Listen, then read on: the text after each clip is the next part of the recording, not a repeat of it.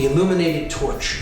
This can be simultaneously a symbol of freedom, a symbol of knowledge and awareness, of enlightenment, and it could also be used as a flame of sacrifice, a flame of those in the know using their knowledge to subvert others and to create sacrifice or immolation in the world. I don't tend to see this symbol as such. I tend to look at this symbol as the flame of knowledge, the flame of the torch of freedom, the torch of liberty, and that's how I tend to look at it. But it goes back to the Babylonian queen, the Babylonian version of Isis in the Trinity. So you had, just as you have God the Father, God the Son, and the Blessed Mother, okay, in the Christian Trinity, the Holy Spirit taking the place of the feminine, of course, in that Trinity. But you have the Egyptian Trinity of Osiris, the Father God, Isis, the Mother, and Horus, the Divine Child. In Babylon, you had this same Trinity. You had Nimrod, the Father, Creator God. You had the Son, which was Tammuz, depicted here, and he's sitting on the lap of the sacred feminine goddess, which was known as Semiramis in this culture. So this is a depiction of her on an ancient coin, holding the cross of the cross of the sun, and a version of the chalice, which could also be seen as a torch. So you have Semiramis depicted here, the rays of the sun reflected from the moon. She is the moon goddess illuminated, the queen of heaven. She's holding the torch of awareness, of liberty, of freedom, of enlightenment. You see it on the back of old American dimes. You see it in Columbia Pictures logo. You see it on Amoco's gas company logo. So in direct relation to the Queen of Heaven is the symbol of the dove. So the dove is how the moon goddess is depicted as being a crescent, a white crescent moon. The white crescent moon, as it makes its trek across the sky, looks like a dove, a white bird. So, you could imagine this piece as the wings as the crescent moon, and it's making its trek across the sky at night. So this is why the dove was associated. The bird, the dove, is associated with the lunar feminine goddess, just like the falcon was associated with the male solar god, Horus. And the word dove in the French language is columbe, C-O-L-U-M-B-E, columbe. This is why we have so many usages of the word of the word Columbia or Columbus in American symbology.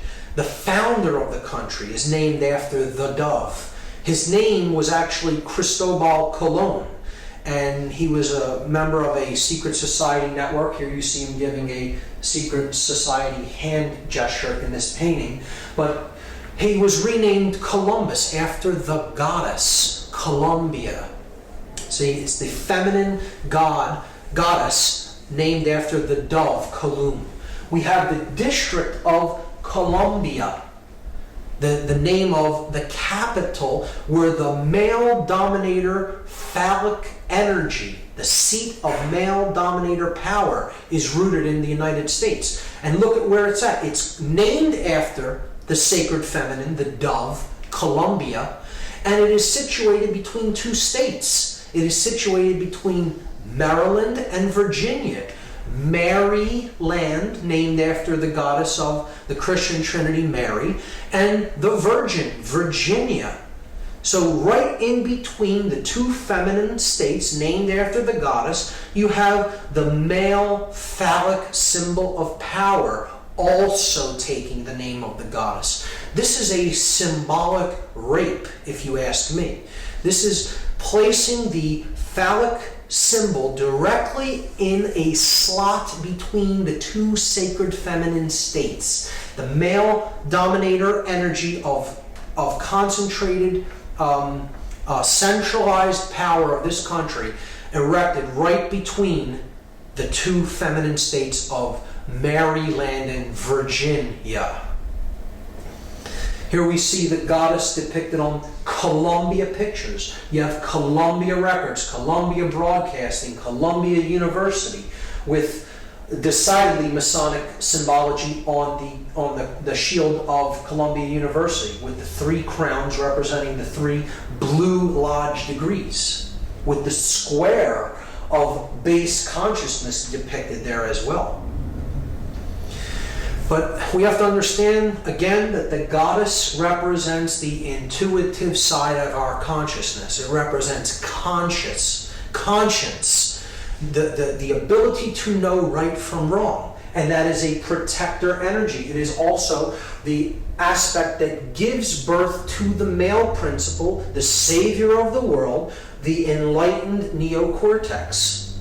Here we see Mary, the sacred feminine, the limbic brain, the queen of heaven.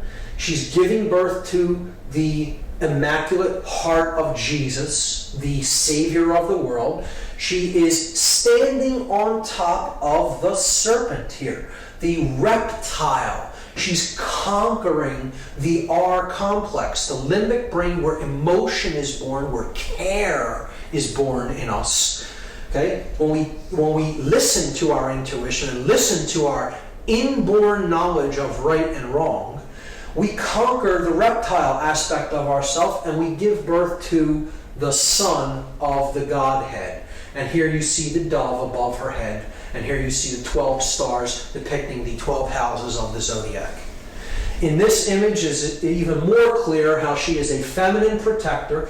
The Queen of Heaven, illuminated by the rays of the sun, is wearing the dark cloak of the heavens, the dark cloak with the stars embedded in it, because she is the Queen of Heaven. You have the crescent moon, because she's the moon goddess. She's being crowned by the angels as the Queen of Heaven, and she is acting as the protector of innocence, the inner child, conscience, care. And again, she's giving birth to the male savior figure, the neocortex, the divine child, the Son, Jesus, and she is holding the serpent at bay. In that case, the sea serpent or the reptile. The limbic brain holds the reptile complex at bay when we make a deep connection with it and we get into our intuitive side and we care. That's where conscience is born from. And that's why this goddess is seen as a protector. She's seen as the watcher of the torch of freedom and liberty, because we have to get in touch with that sacred feminine side of ourselves in order to truly bear conscience and freedom into the world. Here we see in the modern Christian Trinity, the goddess has been removed and replaced with the dove. You have the Father, the Son, and the Holy Spirit represented as the dove, but there is no divine mother. The feminine has been removed and it's been replaced just by the symbol that the sacred feminine goddess was given in the ancient world, the dove, Kalun. Now we're going to see a darker aspect of how the goddess symbology is used. When we look at things, I'll do this one since it's lighter first. You have here the moon and the dove, because this is a sacrifice of how we use money, through credit, building up debt. So you have the moon and the dove on the same card for Visa, and it's a symbol of the sacred feminine being used in a depiction of sacrifice of an individual, sacrificing in a monetary sense. Here we see it being used in a very dark form as human sacrifice, because human sacrifice is still very real, very actively practiced in the world. It just isn't the practice of carrying people up a pyramid as how it was done in the past, or sacrificing them upon an altar with an obsidian blade or a dagger of some sort. Now, human sacrifice is carried out with the knowledge of everyone around us, and it is done willingly. People go off to sacrifice others and themselves in the act of war. War is modern day human sacrifice. And here you see the goddess with her wings depicted on a war memorial. And see, this is the goddess herself being sacrificed. A lot of researchers believe that it is them sacrificing people to the goddess. It isn't so much that they're sacrificing to the goddess. It's the reason the goddess is always depicted in conjunction with sacrifice is because they are sacrificing the goddess within an individual. It is the cremation of care, conscience, the protector, the grand architect of everything we experience is care. So this is the goddess herself depicted as being with these men as they are sacrificed along with the goddess. That's what war is. It's a ritual sacrifice of the sacred feminine in an act of sacrifice, of human sacrifice. So another use of the sacred feminine symbology and imagery when it comes to human sacrifice rituals or attempted human sacrifice rituals, we see this through different events that have played out that have the sacred feminine or the name of the sacred feminine embedded or encoded within the ritual or the scenario. You have the murder of Princess Diana, which I do not believe was an accident. I believe she was taken out because of her connections with the royalty of Britain, and her name was Diana, a Roman name for the goddess Diana. We saw the Superdome incident where thousands and thousands of people were hoarded into this dome looking like a feminine breast and left there without supplies, essentially to die. And FEMA did not get to this region for days after Katrina hit. And the conditions in there were horrendous, and I believe that is a deliberately designed thing that was done to try to maximize the amount of death and suffering that happened in that feminine breast, the Superdome, a symbolic representation of a breast. And the two large school shooting incidences could be seen as very clear examples of mind control, of trauma-based mind control, were at Columbine High School, again, Columbia, Colum, the dove, Columbine, and Virginia Tech, the Virgin, Virginia. Again, two names of the goddess. Again, human sacrifice rituals in disguise made to look like totally disconnected incidents. But perhaps the clearest example of human sacrifice in concealed ritual of all is the symbolic burning or immolation of the Columbia space shuttle. Again, the Columbia, named after the goddess Columbia, Colum, the dove. And it's the white dove. And it's burning up, being immolated as it re-enters the Earth's atmosphere. And we see the crew was a 7-member crew. And that's correlating to the 7 planetary bodies of astrotheology. You have the 5 male gods, 5 men in the crew. You have the Sun, Mercury, Mars, Jupiter, and Saturn. And the 2 feminine heavenly bodies, you have Venus and the Moon. So the 7 principles of astrotheology are encoded there in the crew of the Columbia, another ritual of human sacrifice. The next symbol that I'm going to discuss is the fasci. And this is where the word fascism comes from.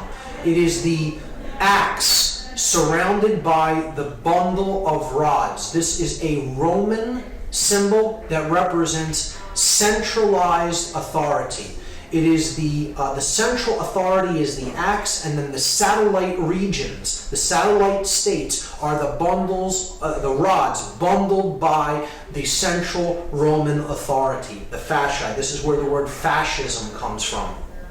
We see this in multiple areas when it comes to political symbology. It is on the two sides of the Senate chamber, the House chamber. It is on the fasci is depicted on the throne that Abraham Lincoln sits upon as a dominator, father figure, God figure. So he's holding both compartments of power, the church in one hand and the state in the other, because an absolute ruler must unify those two principles. It must unify political and spiritual power into one. And the regime that really attempted to do that in the modern world was the Third Reich, and here you see the Roman fasci symbol as the symbol of the Third Reich, used on one of their postage stamps. We had it previously on the back of old American dimes. Now I'm going to talk about Freemasonic symbology, and I want people to understand that Freemasonry in and of itself is not an evil ideology. Again, it is an occult system of knowledge that can be used for good, or it can be used for ill or manipulation, depending on who is wielding that knowledge. So this is the Freemasonic compasses and square with the letter G in the middle as depicted in American Freemasonry. The compasses represent higher consciousness, and they represent morality, proper moral action. The square represents base consciousness, which must be ruled by our compassion and must be ruled by our moral uprightness. The square is base consciousness. It can be seen as the reptile brain. If you look at these three components as the three complexes of the brain, okay, you have the R complex being the square. You have the neocortex with its two hemispheres being the compasses, and you have the midbrain, that which gives birth to the conscience, care, as the G in the middle of the two. It represents the goddess, the grand architect of the universe, which is care. Okay, that's what creates our experience, what we care about. And if we get into touch with conscience, it can give birth to proper moral action. But we can only do that by getting in touch with the grand architect of the universe, the God principle, the sacred within us. And that is how to get off of the square and onto the compass. See, the square traces a shape that is a square with 90-degree angles, not found in nature, rough edges. The circle traces the symbol of perfection in ancient systems of occult knowledge. The circle is perfect, it is unbroken. It is a symbol of divinity. It can never be nailed down with perfection because it is based upon pi, a figure that is a divine principle that can never be calculated with absolute certainty. So the object is to circle the square and have our compassion and our higher consciousness rule over our lower instincts and our animal instincts. And we do that through getting in touch with the care principle, the generative principle, the G, which is the grand architect of the universe, care, conscience. So it's about moral uprightness, and it can be equally seen by dark builders, by dark masons, to represent quite an opposite. This is how symbolism is in the eye of the beholder, and how the wielder of this symbol determines what it's really being used for based on their level of consciousness. So a dark mason, a rogue mason, a dark builder, so to speak, could see the symbol this way. Man is ignorant. He exists in base consciousness. And I, as one who has perfected myself, have the divine right to rule over the base man, the square, he who is on the square. So it's two different interpretations of the same symbol, one seen in a positive connotation and one seen in a manipulative negative connotation, depending on the eye of the beholder, of the wielder of the symbol. Here's how this has been used in popular culture. In some of these examples it's subversive, in some it could be seen as an uplifting symbol.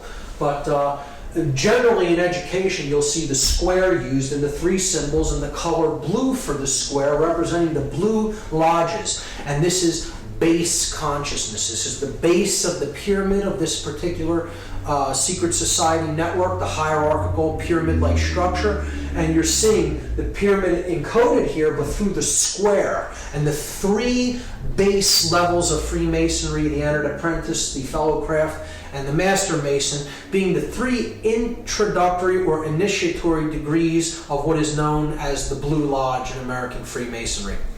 And this is as far as many go, and it is often the degrees that are said to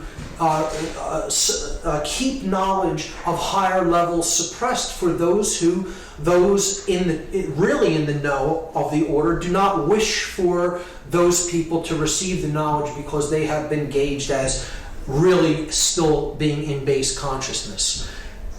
And you're seeing that depicted in educational logos there. This Columbia University and that the University of Pennsylvania's shield. Here we see the compasses tracing the semicircle on the patch for the Columbia Space Shuttle mission. And one of my favorites encoding the compass and square of Freemasonry is the game of baseball, a game I've personally resonated with. But we see the compasses encoded by the foul lines here, okay, that make up first and third base. The bases form the square for the individuals in base consciousness, on the square, the base men. Okay, they're the base men. And the middle here, the mound of creation, the primordial mound, is the limbic brain, the generative principle, the feminine aspect that throws the feminine seed into play. The intuitive principle of the limbic brain, giving information to us, and it is up to us here at the place where the feminine instinct is being given to make contact with it with the male principle. Or in other words, to put it into action with the phallic symbol. You're uniting the male, the bat, and the female, the ball, and putting the feminine aspect of truth into play in the field of consciousness to get it past the base men and to make the journey from base consciousness to higher consciousness to get home. The game of baseball is completely Masonically designed. I don't see that as a negative influence. I'm just pointing out an example of how that symbology is used in the game of baseball. I personally look at that as a positive understanding. The pitcher being the feminine aspect, care, the grand architect of the game. So in these examples, I do see it as subversive. In this one, of course, the compass is used here on this logo from NASA, but we know what happened with that mission. So could be a illusion that dark Masonic elements may have been in control of that particular sacrifice. Who knows? The game of baseball, clearly Masonically designed. I look at that as a positive connotation of the symbolism. In a very negative connotation of the symbolism, we see how the Freemasonic network is used all throughout the United States in control agencies, in agencies of male dominator control, in this example being police. And these examples are certainly Blue Lodge degrees, Blue Lodge orders, lower orders of Masonry, and I would look at the individuals belonging to these groups and other fraternal orders of police as being on the square. And if anybody thinks that when someone tells you in Freemasonic parlance that you're on the square, that they're paying you a compliment, you have no idea what the term means, because you've just been insulted by being told that you're on the square. It's not a symbol of being fairness and uprightness. It is the square in Freemasonry is most certainly a symbol of base consciousness, of not understanding the true self. And when someone is told that they're on the square in Freemasonry, it is essentially an insult. And we see that this network of secret societies is actually at work in these controlling orders of police. And I look at that as a very subversive symbol, because these fraternal orders have more allegiance to the secret oaths than they've sworn than to actually do the job to uphold the Constitution and to protect the public. And it can be really used as a means of one hand washes the other. I'll do a favor for you if you look the other way in this instance, or do what I tell you to do here. And it's really a way that freedom can be subverted through this hierarchical order, particularly when it is used in conjunction with controlling bodies like the police. So this is an extremely important symbol that's going to carry over into what we talk about next. This is the first degree Masonic tracing board, and I'm going to cover this from two angles, a positive connotation and a negative connotation. So here we see, first, there are directions. This is a map. You see north, south, east, and west. So we are standing at the west, looking east. The west is down here, the east is up here. We see that there is a checkered floor of black and white squares representing base consciousness. This is the checkered life of a man who is not born in consciousness. He does not know light from dark. He is a wanderer, a pawn in the game, so to speak. One who can be positioned. However, his master may wish him positioned, the chess master of the game, who sees the whole board from above, from a higher level of consciousness, and takes the pieces and positions them as he will. This is one who is in duality. Here's the pillars, the dual pillars. This is the pillar of Jachin. It is a masculine pillar, represented as a Doric column, and you have the sun ruling that pillar. It's the pillar of strength, the S representing strength. The feminine side of the pillar is the pillar of Boaz. The B at the bottom stands for beauty. It is a Corinthian pillar, an elaborate, ornate, feminine pillar. And the moon sits above that pillar.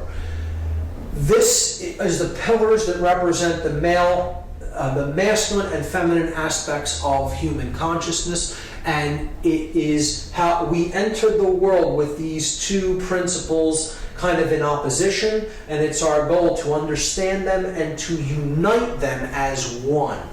To use our willpower. This is the pillar of will or wisdom, which the W stands for. It is Jacob's ladder. Jacob, as described in the story of Genesis, goes to a higher level of consciousness. He experiences God consciousness. He comes back down to the earth and understands that really the journey of life is to get back to that level of pure awareness and pure consciousness. And that is the end of the journey, kind of. It's like you enter in this dual state, seeing things as separate, and then the object is to make it through the realm of duality, the checkerboard floor, and unite the two principles as one, and then you're born into the stars, into the light of conscience and consciousness. So that's the journey up Jacob's ladder. And we see here in the background the stones known as the ashlars, the rough ashlar representing the soul in need of work, and the perfect ashlar representing the state of perfection to which we seek to attain. The initiates are going up the ladder in the 3 basic degrees of Masonry. Entered apprentice, who is still on the floor. The fellowcraft, who is in the middle, who has not received the key, which is tied here to the ladder, but he's at the G, where conscience is beginning to be born, the care principle. And the Master Mason, who gets the key to unlock the star gate, the sun, so to speak, is bringing himself to a place of balance and understanding and enlightenment.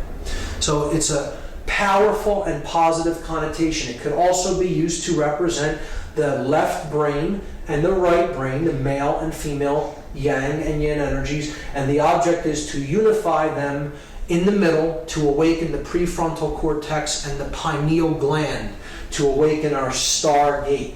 Okay, and that's in the direction of the east. The direction of the light, the rising sun, is in the east. We don't want to be headed west. That's the direction of base consciousness and darkness, the setting sun. The sun sets in the west, of course.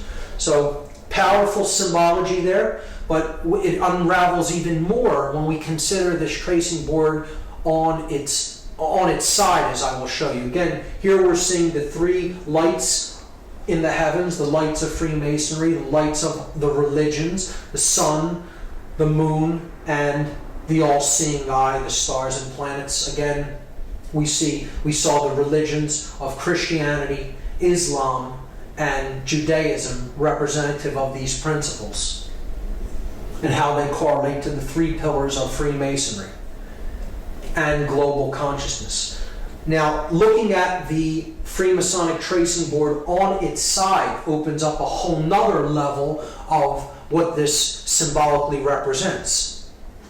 So again, we're given directions. Here is the west, here is the east, this is the south, and this is the north. Understanding what we now understand about astrotheology, we can now understand what this whole scene really depicts. It depicts the spiritual journey of man out of the prison vibration that is on the earth, identification with the physical world of matter. This is the earth. It's black and white, the colors of a prisoner, okay? The prison planet, so to speak. And these are the lines of latitude and longitude of the earth. This is the Earth's equator, right here, the middle pillar. This is the Tropic of Cancer. This is the Tropic of Capricorn. In the southern hemisphere, the Tropic of Cancer in the northern hemisphere. Here we see the light of Freemasonry, the sun in the east, away from the earth. And this is the sun at the summer solstice. This is the sun at the winter solstice, when the northern hemisphere is in darkness, depicted as the moon there. We're not in enlightenment, right? This is the pillar of mercy, because when the sun is up there, the sun favors the northern hemisphere. It shows mercy upon the northern hemisphere. Boaz is considered the pillar of severity, because the sun does not favor the northern hemisphere when it is at the pillar of Boaz, or the Tropic of Capricorn. And this is the equator. This would be balance, or the equinoxes, the all-seeing eye, is the place that opens up when the hemispheres of the brain come into a perfect state of balance. So this is the journey of the initiate, from darkness, starting here on the earth in darkness, and then proceeding in a stepwise fashion to a place of balance. Okay, this is emotion. This is the sacred feminine principle of emotion. You have to care enough to begin the journey. You go higher. You're trying to reach a place of balance between these energies, and then you can get that key right there to unlock the stargate. Okay, to unlock, and that's accomplished through action. The male principle of putting your emotions and your thoughts into action. And that is how you get off of the base consciousness and to the stars. Powerful. iconography, powerful symbology being used here if you know how to read it. Now, in a negative connotation, a dark builder, a dark Mason, may want to look at this symbol in a perverted way. So here's a reversal of it. You see, yes, this is base consciousness and this is higher consciousness, but they'll look at this symbol and say, well, the latter is tilted across toward the left, toward the sun only, and away from the feminine pillar, away from the moon.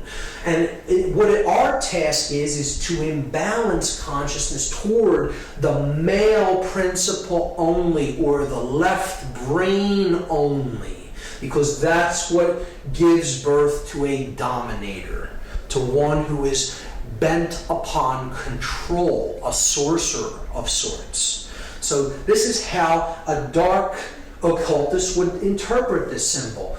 I'm God, my will be done. I will use my influence to take those in base consciousness and give them the dark light. Make them think that they're being initiated into something important. But what I'm really doing is imbalancing consciousness to the left brain. And that is what some people are doing with certain individuals who enter Blue Lodge degrees in rogue lodges of Freemasonry. And they're using that knowledge to create more mind-controlled dominators that will listen to them, follow their orders, and they're not really receiving the true light. They're receiving the dark light of male left brain imbalance. That is one way that dark manipulators will see a very powerful, positive, connotative symbol and pervert it and turn it into something completely negative. And here is how that process is used. We see this extremely subversively when it comes to the iconography that is used on police uniforms. Particularly, here's the floor of the house representing base consciousness, the pawn, the checkered man, who cannot understand the difference between light and dark.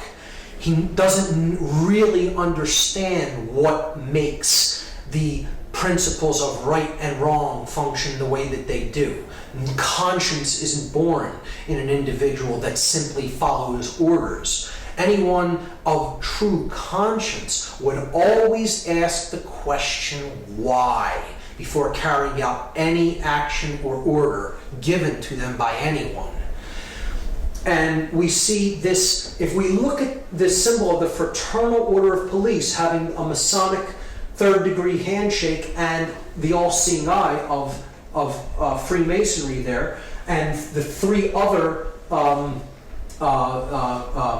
corners of the pentagram representing the three blue lodge degrees. We also see here the three pillars, and now they're in their proper orientation with the checkerboard floor in between them, with the dual pillars being here and the one pillar being unified at the top. And in that orientation, we see that it forms an inverted pentagram as opposed to a right side up one, just as it is here in the Victoria Police's logo, clearly an inverted 5-pointed star, and it is placed along with the checkered floor right around the Temple of Solomon, and then directly on top of the prefrontal neocortex, the third eye. The inverted pentagram, which we already talked about as an extremely subversive symbol representing the destruction of spirit and the burial of spirit into the ground beneath the material world.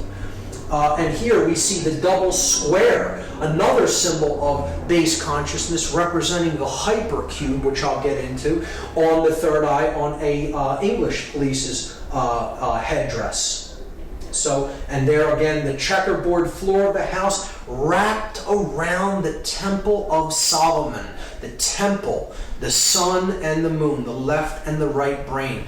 And that's what the symbol actually represents. The Masonic tracing board represents in Freemasonry the Temple of Solomon, the temple within man. It is a representation of the brain, the temple within man, the temple of Solomon, the brain complex. So that is how it is used. And here is a 33rd degree Freemason who I do not consider to be a negative or evil person. I think he understood a lot about what Freemasonry was and how it was used and what its true purpose is. But he did talk about some of how the negative aspects of Freemasonry are used. This is Manly P. Hall. He said that Masonry conceals its secrets from all except the adepts and sages of the elect, and uses false explanations and misinterpretations of its symbols to mislead those who deserve to be misled, to conceal the truth which it calls light from them, and to draw it away from them. He's saying that those who are really not in the know, that often would pervert the ideas and the knowledge, are deliberately misled away from this knowledge so as not to let it fall into the wrong hands. I often think that as well, in Freemasonry, it is being done deliberately to try to create people who, those who really are in the knowledge of how consciousness works, can manipulate for their own gain and get them to do what they want, because they're dangling a carrot, so to speak, before them and saying, I have the higher level knowledge if you'll do what I tell you, and then I'll let you have it. When in fact they're just being led like I said, like a donkey with a carrot at the end of the stick. Manly P. Hall said that the blue degrees are but the outer court of the portico of the temple, the porch of the Temple of Solomon, hence the term porch masons. Part of the symbols are displayed to the initiate, but he is intentionally misled by false interpretations. It is not intended that he shall understand them, but it is intended that he shall imagine that he understands them. Their true explication is reserved for the adepts, the princes of Masonry, one of the highest level Freemasons in Masonic tradition, telling you right out in the open what the Blue Lodge degrees are for. And of course, the Fraternal Order of Police is Blue Lodge degrees of Masonry. So that's Masonic symbology and some variants of how it is used. The next, I'm going to talk about talismanic symbology and how it is used on our money. So this will be a very big part of this part of the lecture. This symbol is one of the most important symbols in all symbology. It is the most prominent symbol on our $1 bill. It is one of the most viewed symbols on earth, and very few people understand what it really means. I'm going to break it completely down from top to bottom and go through each element and attempt to explain it as fully and as clearly as possible. This is the symbol of all the mystery traditions. Okay, very simply, it is the symbol of all occultism. Of course, it is Egyptian in its thematic representation and its symbolic representation. It is Egyptian, and there is a reason for that. We see the elements of the symbol being the words Annuit Coeptis at the top. Then we have a pyramid with its capstone missing. The capstone is cut off, so it is an incomplete pyramid. Atop the pyramid, as a two-dimensional slit in the sky, it could be seen, a two-dimensional opening or a rift in the sky. From behind that, we see an eye, and that eye is bathed in light. The pyramid is comprised of 13 courses of brick, the bottom of which has a date inscribed on it in Roman numerals, 9 Roman numerals. There is then a sash with the words Novus Ordo Seclorum written on it at the bottom. So we have to understand each element. Each element is here not by accident, it is there by design, and the makers of this sigil, because that's what this is. This is a sigil, which is comprised of many symbols. Put nothing on it by accident. And everything has a meaning in this. So let's start to break down the symbols one at a time. Annuit coeptus is Latin. It means, annuit means to favor or to look favorably upon. Coeptus is an enterprise, an undertaking, or a project, a work in progress, you could say. So annuit coeptus means he favors, could mean she favors, it favors, our project. He favors our work. He favors our work in progress. Okay, so he favors our work is a good translation. Novus Ordo Seclorum is often hotly contested as to its meaning. Novus means new, Ordo means order or way, and Seclorum is the debated word. So I go to a Latin dictionary and I look up the word Saeclorum, S-A-E-C-O-L-O-R-U-M. This is because people will say Seclorum means of the ages. So I'm looking up the word Saeclorum, and that means age, generation, people born at a time, race, present time, or age, century. So if this phrase said the new order of the ages, we should see an A in between that S and E there. It would say Novus Ordo Saeclorum, but it says Seclorum. So clearly that's not the definition. Many people will say that that's what it means. It does not mean of the ages. Okay? The word seclorum is put into a Latin dictionary, and then you see it is a word modification, a truncation. CL is derived from CUL. So an internal CL might be rendered by CUL, thus giving us seculorum. And seculum, seculi, is a noun that means world, universe, secular, temporal, earthly, or worldly affairs, cares, or temptation. So, clearly, I think this can be solved and agreed upon once and for all, so we don't have to hear this incorrect, connotatively incorrect translation, the new order of the ages. This phrase clearly says New World Order. And that's it. That's what it says. Let's lay this to rest once and for all. Okay? So, he favors our work, the New World Order. And you have an eye in the triangle looking out from another dimension of space into our realm. The light is pouring through the scene from that realm, and a pyramid is being built. So, he favors our work, the New World Order. Who favors the work? What is the work? And what is the New World Order? So, clearly, this is the being that favors the work. This project is the work that's being done. Okay, this is the incomplete project. This is the date that the project could be begun or finished, depending on how we look at the seal.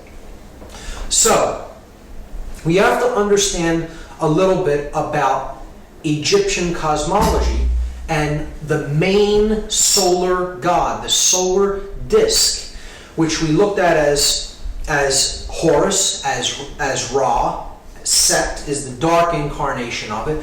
Really, all of these principles could be encapsulated as one solar god known as Aten, or Aton. Depending on the spelling, it could be spelled A-T-O-N or A-T-E-N. So, Akhenaten of 18th dynasty Egypt was actually named after this. He's a pharaoh of 18th dynasty. He brought in the concept into Egyptian cosmology of a one God that is the overarching ruling aspect of everything, known as the Aten. And he named himself after this god. Akhenaten means the spirit of the Aten, the solar god. So that is the being here, the Aten. Now that could mean a couple of things depending on how we look at this symbol. But let's just let it be seen as it is the solar principle, the solar God, the God of light, the bringer of light. So it could be also seen as the word Lucifer. Lucifer comes from two Latin words, lux meaning light, and fere meaning to bear or to bring or to carry. So it is the bringer, the carrier of light. Now, this could mean two different things. We have to understand that Lucifer and the Aten are the same basic principle, the same symbolic principle, and they are essentially, they are a dual God. There is a light aspect of the sun God, the one that brings true light of awareness, and then there is the dark aspect of light. So one can be truly illuminated and really possess the light, really possess the knowledge, and then there is one who can be born into the dark light. Those who have knowledge of how things really work, but the way they're using it is for the ego. Being my will be done because I view myself as God and separate from everyone else, and I am out there to manipulate and rule them. So either way you look at that symbol there, it is the Aten or Lucifer. It doesn't matter whether you're looking at that symbolically as positive or negative, and I will go over both interpretations, both the positive and negative. However, it can in both aspects, this entity could be seen as Aten or Lucifer. Keep that in mind.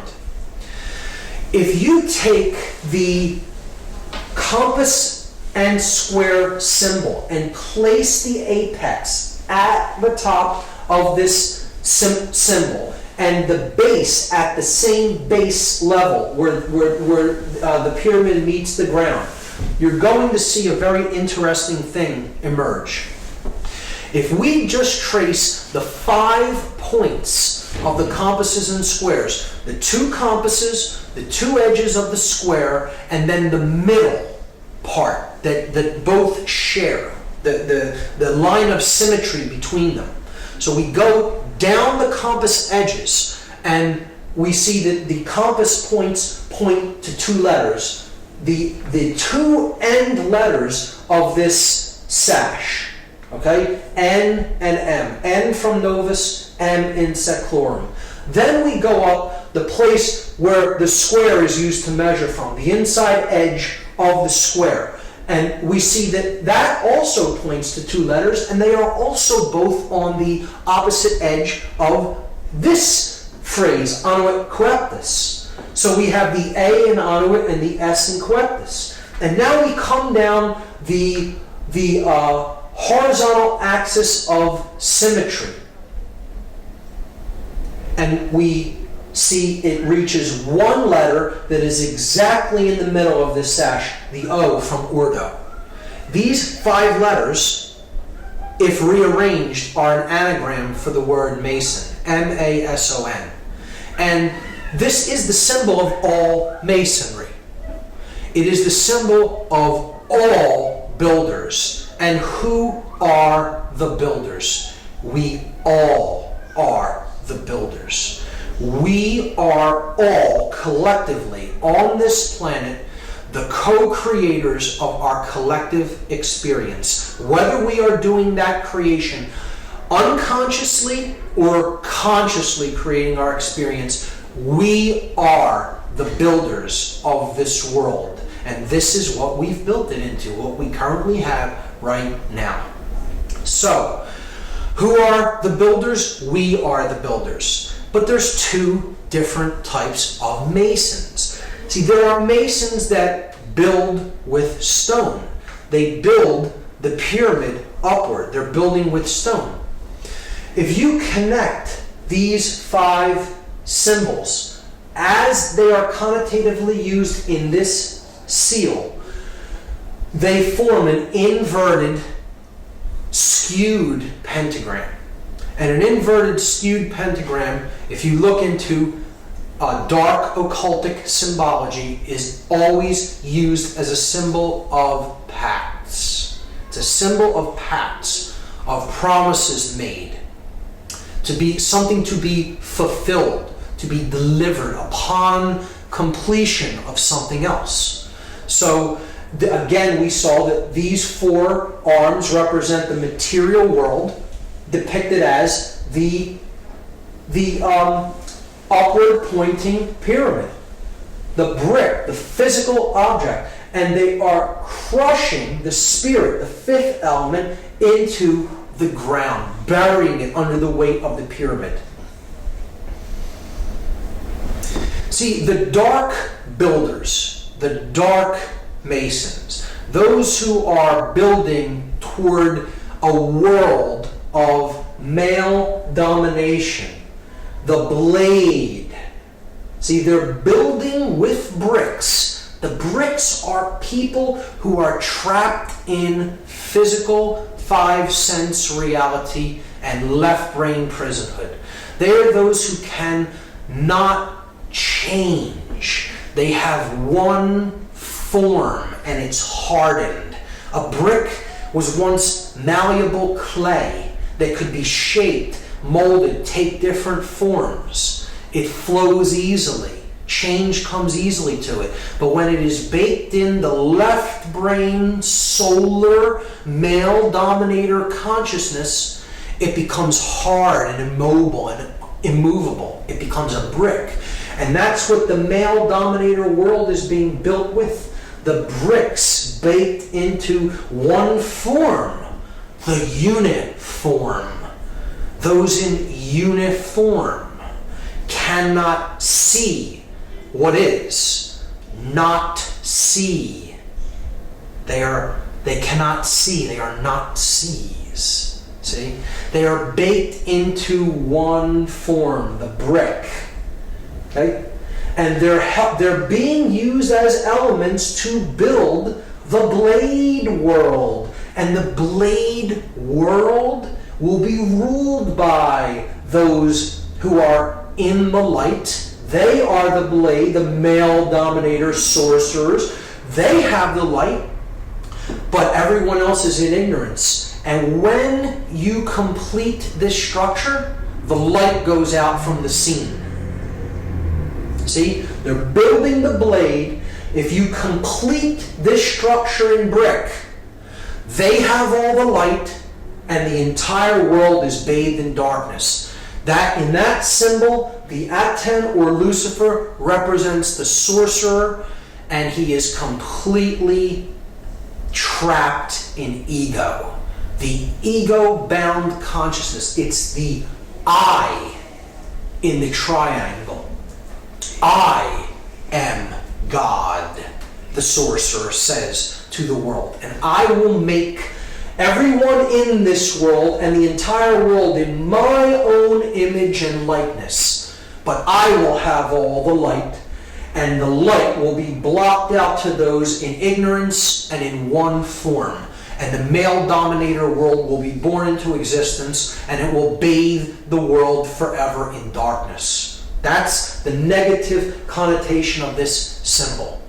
See, you'll notice it's the blade without the chalice. See, these other 3 points make the chalice, but it's gone, it's ghosted. Just like it's been ghosted through human sacrifice, through the cremation of care, right? It's been ghosted through the removal of the sacred feminine from the Trinity, and through not caring about what goes on in the world. The sacred feminine is removed, it's ghosted, but the male principle is embodied in stone. And that's the project, that the New World Order project that the Dark Masons, the builders with brick, are building into manifestation. Now, there is a light side of this symbol. Again, he favors our project, the New World Order.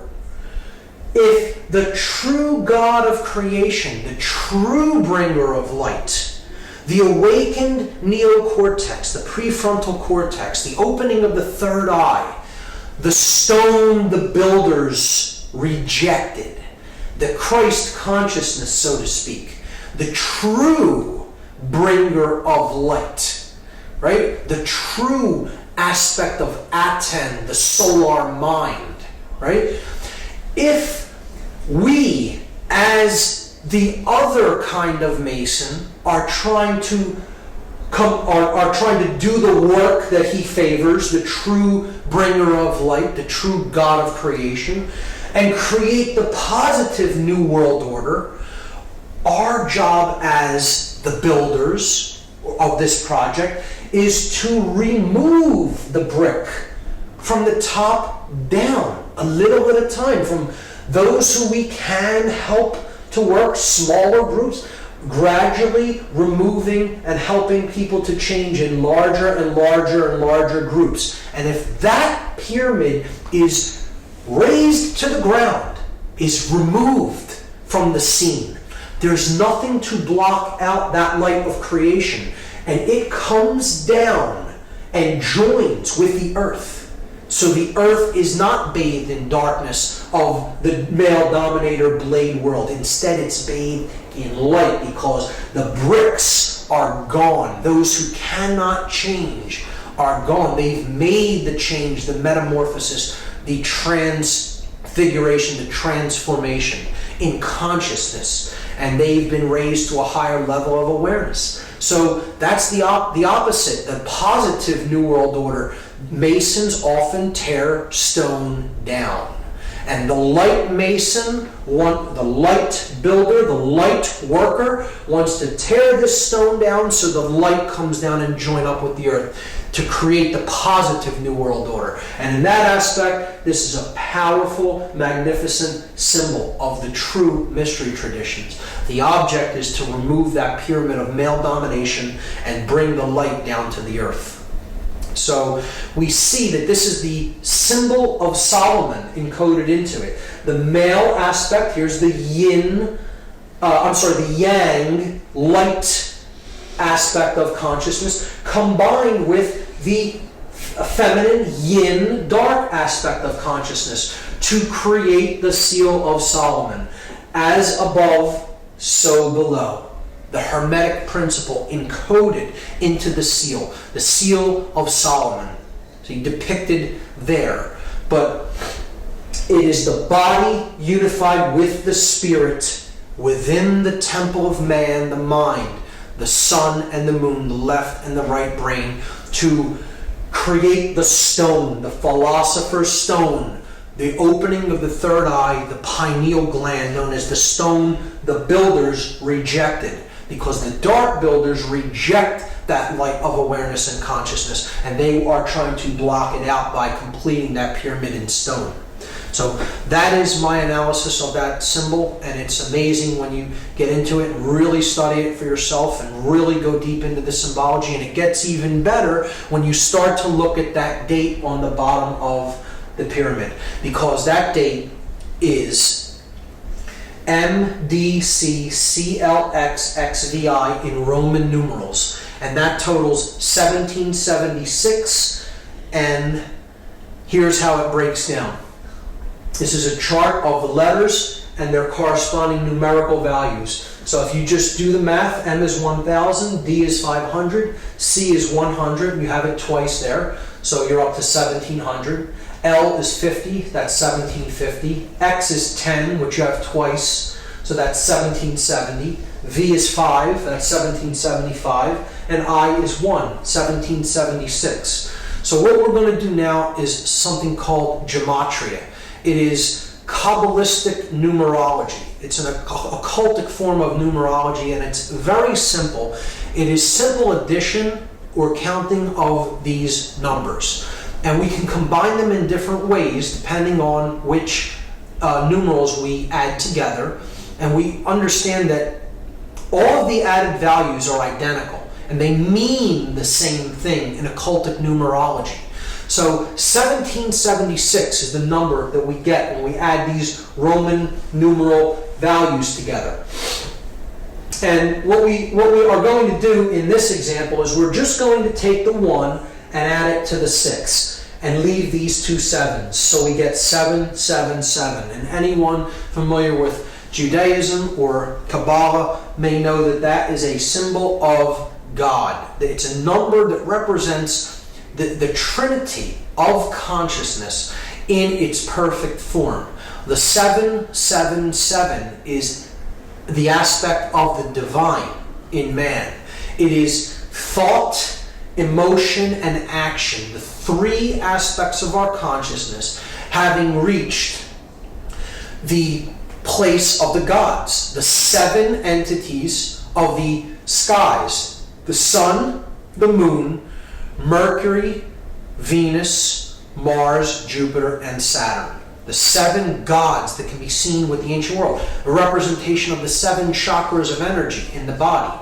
So 7 is a symbol of completion, perfection, and God.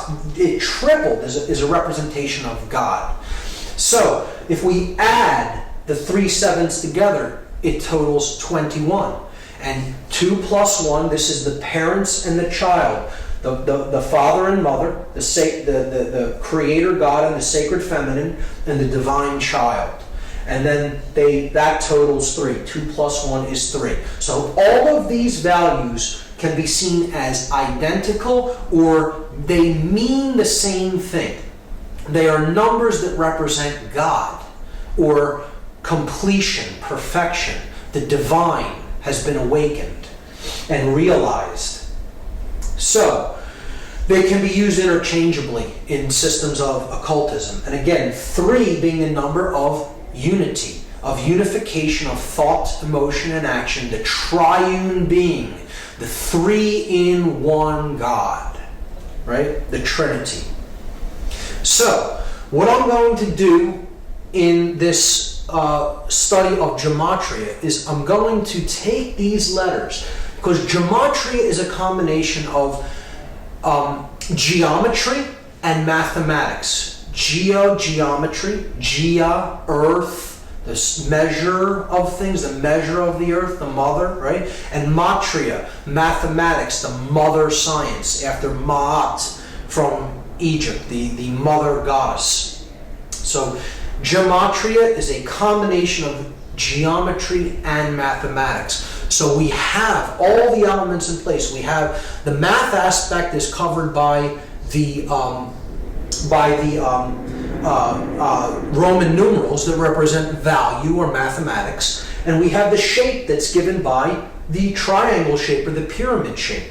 So we're just going to combine the two by taking, we have 9 letters, and we're given a shape that has three vertices. So we're just going to duplicate the shape 3 times, and we're going to place the letters at the vertices of the shape. So we'll start with M and put it at the top of the first triangle, and then D, C at the base, and then repeat it 3 times. M, D, C, C, L, X, X, V, I. And now we're going to substitute the numerical values for the Roman numerals. So we get this. We get 1,000, 500, 100, 100, 50, 10, 10, 5, 1. So you see a pattern emerge there. At the top of the pyramid, in every example, we see a clear pattern. 1,110. Now, in mathematics, those are known as powers of 10, or powers of a 10. At 10. Powers of at 10. At the top of the pyramid. Because at 10, no matter how you look at it, is at the top of the pyramid. This is a play on words that works out in the English language, and it is not an accident. These are perfect numbers of base 10 numerology, base 10 mathematics. And the powers of a 10, the powers of at 10, are indeed at the top of the pyramid.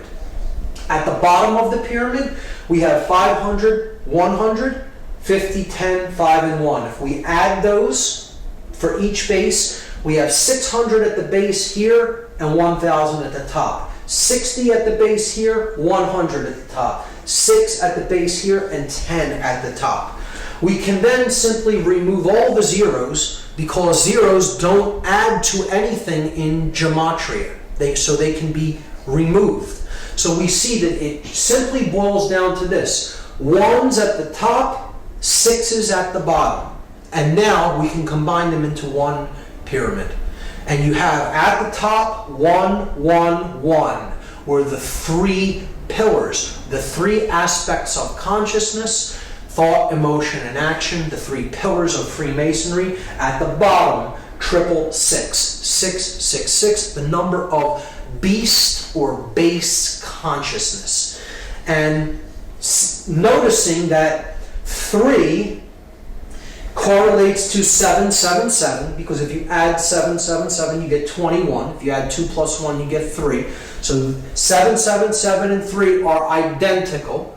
So you could simply substitute 777 for anything that totals 3. Like 1 plus 1 plus 1. 1 plus 1 plus 1 is 3, so we could simply put 777 up there and substitute for 111. They're identical because they both add to 3. So we have God at the top, the light, the beast or base consciousness of illusion and identification with the physical world at the bottom of the pyramid, captured in stone, in one form that cannot change. Illusion, ego identification. So, if now we reduce them again. So we add 7 plus 7 plus 7, we get 21. We add 6 plus 6 plus 6, we get 18. And this is what is meant by counting the number of the beast. That's what we're in the process of doing. It's a prescription for gematria given in the book of Revelation in the Bible. We add 21, and of course, as we saw, that totals 3, the number of God, and 18, 1 plus 8 totals 9, the number of ego and illusion. Why is 9 the number of ego and illusion? Well, here's why. The number 9 has very significant mathematical properties, and they are shown to us in addition to the number 9 and in multiplication of the number 9. So this side of the table is an addition table, this side of the table is a multiplication table. 9 plus 1 is 10. 1 plus 0 reduces to 1. We're simply adding the final result, the digits of the final result together. So look, we're back at where we started adding to 9. 1. So adding the 9 was like adding 0. Okay? 9 plus 2 is 11. 1 plus 1 reduces to 2. It adds to 2. So we're back to 2. So again, adding the 9 was like adding a 0. You do this with any number. 9 plus any number gets you back to the same number once the result is added together, or what is called in gematria reduction. You're reducing a 2-digit or 3-digit or 4-digit value down to one number. You will ultimately come back to the same value that you started with, because to add 9 is to add illusion, or to add ego, or to add base consciousness. And when you add the beast, when you add base consciousness, you can never affect any change in value. You bring no value to the equation. You are adding 0. You are adding nothing. You are adding illusion. Now, the multiplication of 9 is a different result. 9 times 1 is 9. 9 times 2, 18. Add the 1 and the 8, you get 9. 9 times 3, 27. Add 2 plus 7, you get 9.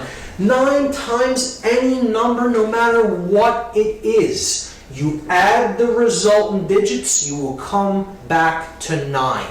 So what this is saying symbolically is multiplying base consciousness only gets you more base consciousness. You can never create anything new with ego and illusion and base consciousness. So this is why 9 is the number of illusion and base consciousness, and as such, it is synonymous with 666, or the number of the beast. One thing I should mention is that the date 1776 is simultaneously the year that the Declaration of Independence was signed in the United States, and it is a document declaring human sovereignty, and that our rights come from our Creator, whatever we happen to envisage that Creator or that force as, and not from man. But it also is the date of the birth of the Bavarian Illuminati order, and that happened on May 1st, 1776, which is a Luciferian dark occultic Sabbath known as Walpurgisnacht. May 1st, May Day of 1776 is when the official Bavarian Illuminati, the Order of the Illuminated, came into being. So there's a dualism even inherent in that date. You can look at the Dark New World Order building upward from 1776 in earnest, from the time when this dark occultic order came into manifestation, and the object of the light New World Order to bring the light down by removing the bricks and getting back to the understanding of personal sovereignty as encoded in the Declaration of Independence. When we look at it, we see that these two numbers, 777 representing God or completion or perfection, and 666 representing illusion or base consciousness, they total 9 and 3, and that brings us to the occultic number 93. To go from the illusion to the real, to go from the illusion to the true source of power, to go from base consciousness to divine consciousness or compassion. And that is the process of going from the 9 to the 3, because the 9 drops away, it's illusion. 9 plus 3 is 12. 1 plus 2 goes back to 3. So the 9 falls away, being illusion. To go from the 9 to the 3, and this is a number that represents willpower. We make this journey by an act of personal will, and it is an act of love. Love and will, we will see later, are identical forces. Keep the number 93 in mind. The next way that symbolism is used subversively is in architecture. So this is the pyramid outside of the Louvre, the art museum in Paris, and it is a symbol of a pyramid, upward pointing, male pyramid, and it is comprised of exactly 666 panes of glass. So again, the base consciousness is encoded into the shape, and you see that the pyramid forms slightly off of a right angle, almost an exact right angle at the top, at its apex. Here we see the Arc de Triomphe in Paris, and we see from overhead, this arc is a solar symbol. You could see this as a point of male energy, these 12 streets being the 12 houses of the zodiac, all converging on the Arc de Triomphe with the rays of the sun around it. Could look at this as the unification of the two pillars, the arch, the point in the middle where the two become one, and they join together the male and the female principles. We see the masculine principle encoded in the Eiffel Tower. It is in 3 levels, just like the 3 degrees of masonry. You have the entered apprentice, the fellow craft, and the master mason, the 3 levels of the Eiffel Tower. It is illuminated at light, and it is a phallic symbol. The illuminated pyramid at the Louvre. At the base of the Louvre, underneath, if you go underneath this pyramid, the Hermetic principle is encoded by a downward pointing pyramid over top of an upward pointing one, where spirit and matter joining together, as above, so below. Here we see St. Peter's Square, the Vatican, and we see the sun god, the cross of the zodiac and the great cross of the galaxy at St. Peter's Square. And we have the phallic symbol of Osiris, the obelisk in the middle. Osiris being a sun god in Egyptian cosmology. The pentagram in the pentagon being the central part of a inverted pentagram encoded into Washington, D.C., the heart of the inverted pentagram. The Pentagon being the center of defense intelligence for the United States, where war is planned, human sacrifice. We see from overhead in Washington, D.C., this right here is the White House.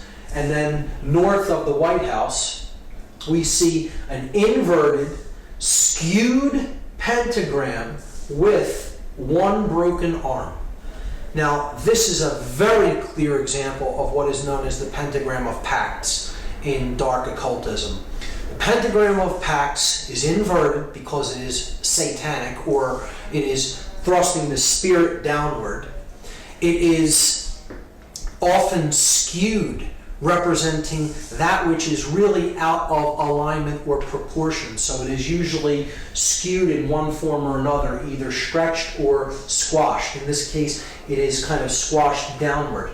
And we also have a broken arm. And a broken arm in a pentagram represents a pact that has not yet been fully completed or fulfilled. So that which is promised has not yet been delivered because a work is still in progress. And I think we can understand the meaning of that broken arm by understanding what the pentagram of Pax represents. So it is not that they simply weren't able to complete that in some way. It is intentionally left broken. And this is one of the arguments against it actually being an occult symbol. Well, if there was occult leaders that made it, could they not have completed the last arm? They did not want to complete the last arm. It is intentionally made to be a pentagram of Pax, and that arm is left broken for a very specific occult reason. The phallic symbol of Osiris, encoded as the Washington Monument, a male symbol of phallic energy. It's in direct alignment with the symbol of the feminine energy, which is Congress. Congress being another word for sexual union. Congress. And the Congress building is the feminine principle. It's the dome of the feminine breast with the goddess statue of Columbia, or freedom, atop the dome, representing the feminine energy, and it is reflected in the water. The water being the principle of the moon goddess, the goddess of the water. The moon's light is reflected in the waters at night. So this also encodes in this reflecting pool the Hermetic principle, as above, so below, as goes on in consciousness in the earth is reflected from the heavens, reflected in the external experience that we have. Other sexual symbols or phallic symbols seen in the layout of Washington, D.C. Here we have the Washington Monument. Here we have the Lincoln Memorial, which is a temple to the king. It's a reflection of Osiris the king, ruling as over the dominions of church and state, as we saw with Lincoln in his king's chamber, so to speak, holding the symbol of the fasci on both his left and right hand while seated upon his throne.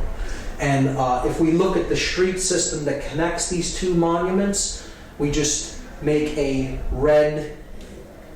We can make a red outline of the street system around these two monuments and just fill in that area, and that is what it looks like. It is clearly a phallic symbol that is directing male energies encoded into the actual layout of the streets.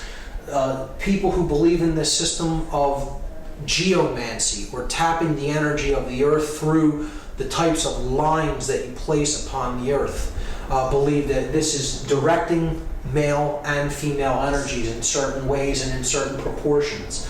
So you have the feminine egg here next to the male phallus. This is called the ellipse on the south side of the White House.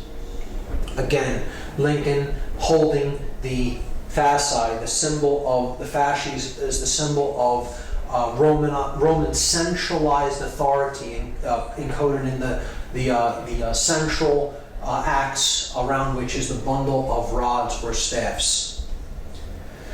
Now, east of that Washington Monument phallic symbol, we have a 13-level pyramid. Again, 13 on the back of the dollar bill, a solar number, the sun and the 12 houses of the zodiac, with the 14th level being the unification of the earth, air, water, and fire, culminating at the 14th level of the pyramid. 1 plus 4 is 5. So you have the earth, air, water, fire, and spirit unified at the top level of the pyramid. So here we have a 13-level pyramid with the capstone missing, and around the streets, this is the Congress building, the Capitol building, around the streets, the path that creates the streets, going all the way around the Capitol building, forms an image of an owl that sits atop this 13-level pyramid with the capstone cut off in the street system of Washington, D.C. If we trace the pyramid and then we trace 2 streets that shoot off from near the top of the pyramid, we see that there is a Freemasonic compass and square encoded into the layout of the streets as well.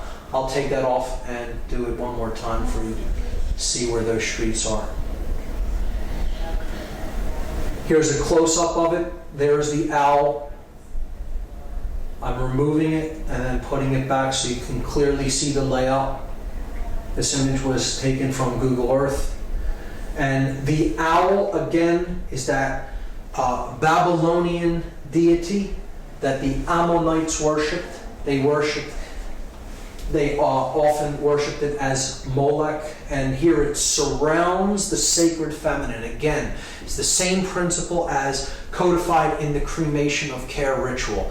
The sacred feminine of conscience, of care, is being sacrificed to the Babylonian owl/bull god, Molech.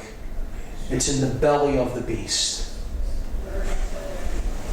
And overhead, above this complex here, where the owl is and the Capitol layout, we see the seal of Solomon encoded into the street plan, representing the feminine aspect that ends at the Capitol building, the feminine, okay, and then the male aspect ends at this place right here, which is known as Lincoln Park.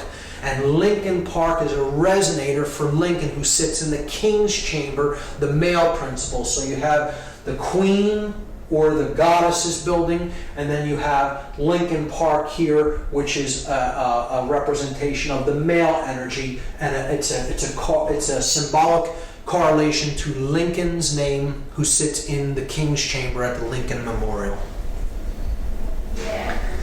This is the entire occult layout of Washington, D.C., and there's even more in this layout, which I don't have time to go into, but studying the occultic orientations of the layouts of the street systems of many cities is very interesting, and there's all kinds of symbology encoded into it. It can be a presentation in and of itself.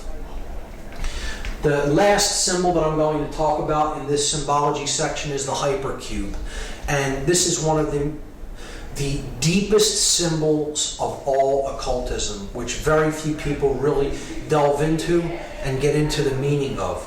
The hypercube represents 4-dimensional space and time. The next level of the next higher dimension from the 3-dimensional world that we inhabit. So you have a point that represents no dimension. You have a line that represents a one dimension, that you can go forward or backward. You have a plane, you extrude the line and you get a plane. Now you have a two-dimensional object. Then you extrude the plane into a third dimension and you get a cube. So that's what our three-dimensional world is like. 3D, you have a single cube. You have length, width, and depth. But then if you extrude a cube, you take the cube and you pull it and you extrude it that way. You get what's called a hypercube. So this is a four-dimensional object. It is derived by unfolding a cube into all of the dimensions of each one of the planes of the cube. And you get this object. When you look at the hypercube ideology, it is representative of the mind existing inside the construct of matter. So you have matter being the outer part of the cube, and then mind is the inner part of the cube. Okay, so this correlates to this level of body, mind, spirit levels of consciousness that we saw in part one. And we see that the hypercube is derived when we combine matter, represented by the red square, and spirit, represented by the green square. We see that that is everything that is. Okay? That is the universe, or the world of matter, the world of spirit, coming into manifestation as matter to experience itself subjectively. And that is the large cube that is derived from that union. See, that's the large cube. The unification of body or matter and spirit is the large cube. And then the inner cube is the mind. That is where body and spirit combine. They merge in the realm of mind. So that's the inner part of the cube. So if we put the outer cube over top of the inner cube, we see that the hypercube is actually a cube within a cube. And again, this part of the cube in the center is the experience of mind.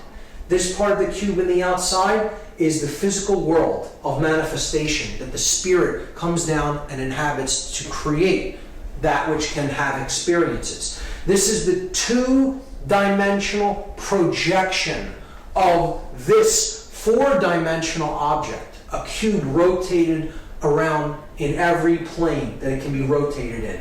It's a complex, heady idea. If you look on the internet for some graphic depictions or animations of a hypercube, you can get a clearer idea of what it is in your mind.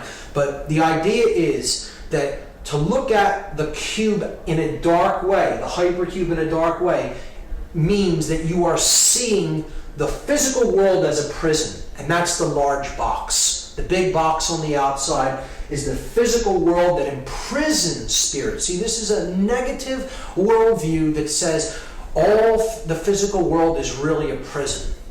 And it's a horrible thing, a horrible place. It's not a construct for experience of spirit to descend into physical form so that it may come to know itself more fully. It's a horrible thing that is, a prison. And that's the way that a dark occultist looks at the dark hypercube and the hypercube symbology. The inside of the cube is the mind that is held captive within the body. So you have the prison of mind being held in the larger prison of the physical world of matter. And this is its two-dimensional projection, which looks like an octagon. So this is a symbol of mind control. The octagon is a symbol of base consciousness. It is the symbol of the controlled mind, the small cube, being held in the large cube, the prison of matter. So it's a dark worldview concept that represents the double prison. The prison of mind held in the cage of matter. And what do we see the hypercube or the octagon used to represent? We see it as a male dominator sport that involves the potential of destroying the brain. Extremely violent male dominator sports, cage fighting, where the brain isn't respected. Go into a cage and smash your opponent into unconsciousness and do all kinds of damage to the brain. The octagonal hat, the 8-cornered hat that law enforcement officers wear. It's another total assault on the consciousness of people who take the jobs as enforcers or controllers. They're being told symbolically, your consciousness is of the hypercube. It's of the octagon. The octagon is placed on the crown chakra, just like the square. We saw in the other example, the double square on the English police's hat, right here on the forehead, on the third eye.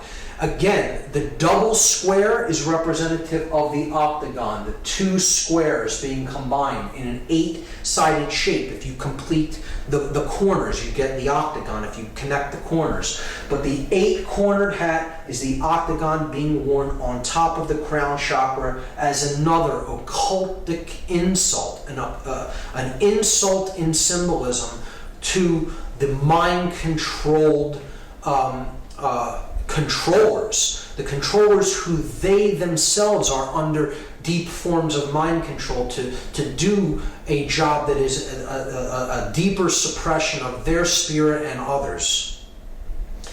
Because the hypercube is seen in one more place, and it is ubiquitous. It is everywhere. It is on every metropolitan street corner, the stop sign. Encoded in red, and it has the word stop written on it, and this is saying to the consciousness, stop the journey, stop your movement, stop the progression of spirit. Just stop and stay in the double prison, stay in the hypercube, the prison of mind encoded and captured in the prison of matter. The hypercube is one of the more difficult symbols to really grasp the deep connotative understanding of the symbolism of it, but once you understand it, you will see it in many places, and it is definitely used as a subversive symbol in most instances, particularly in cage fighting, in the uniform and emblems of controllers, particularly the 8-cornered hat of police, and most ubiquitously in the stop sign that we see all over Western culture. This brings us finally to the last part of the methods of manipulation, and the last one is the biggest of them all, chaos sorcery. What has been known as the Hegelian Dialectic, or problem, reaction, solution. And we're going to talk about what the Hegelian Dialectic is, and we're going to see an example of how this is put into action when we analyze the 9/11 occult ritual. The Hegelian Dialectic is what chaos sorcery really is, and this is an ideology that was formulated by George Hegel, a German philosopher. The Hegelian Dialectic is a framework for guiding our thoughts and actions into conflicts that lead to a predetermined solution. So the solution is already predetermined before anything happens. The people who are putting this into effect want a certain outcome. This is outcome-based framework, an outcome-based framework. It's saying this must occur. This is the end result that we want, and anything else is undesirable and we will not settle for. It's going to happen this way. We just have to convince people that it has to end up happening this way. So what you do is you guide thought and action into decision making that ends up how you wanted it to begin with. This is accomplished by manipulating consciousness into a circular pattern of thought and action. So again, it's a manipulation of consciousness. It's ultimately about mind control. The synthetic solution to these conflicts cannot be introduced unless those being manipulated take a side that will advance the predetermined agenda. The agenda is already predetermined. We just need to create a synthetic conflict to make this come into manifestation the way we have it originally planned and designed. So, this is Hegel's dialectic, and it is not so much that Hegel is an evil person in his own right. This is another perversion. How chaos sorcery is used as an example of the Hegelian dialectic is it's a modified version of this dialectic for a dark purpose, for manipulation. The researcher David Icke has called this problem, reaction, solution. And it's a great term for it because it describes it perfectly. You create the problem to get a reaction, and then you offer the solution. The solution was already predetermined. But I like to call it chaos, confusion, opportunity, because I think it more accurately describes what the process that's taking place is really about.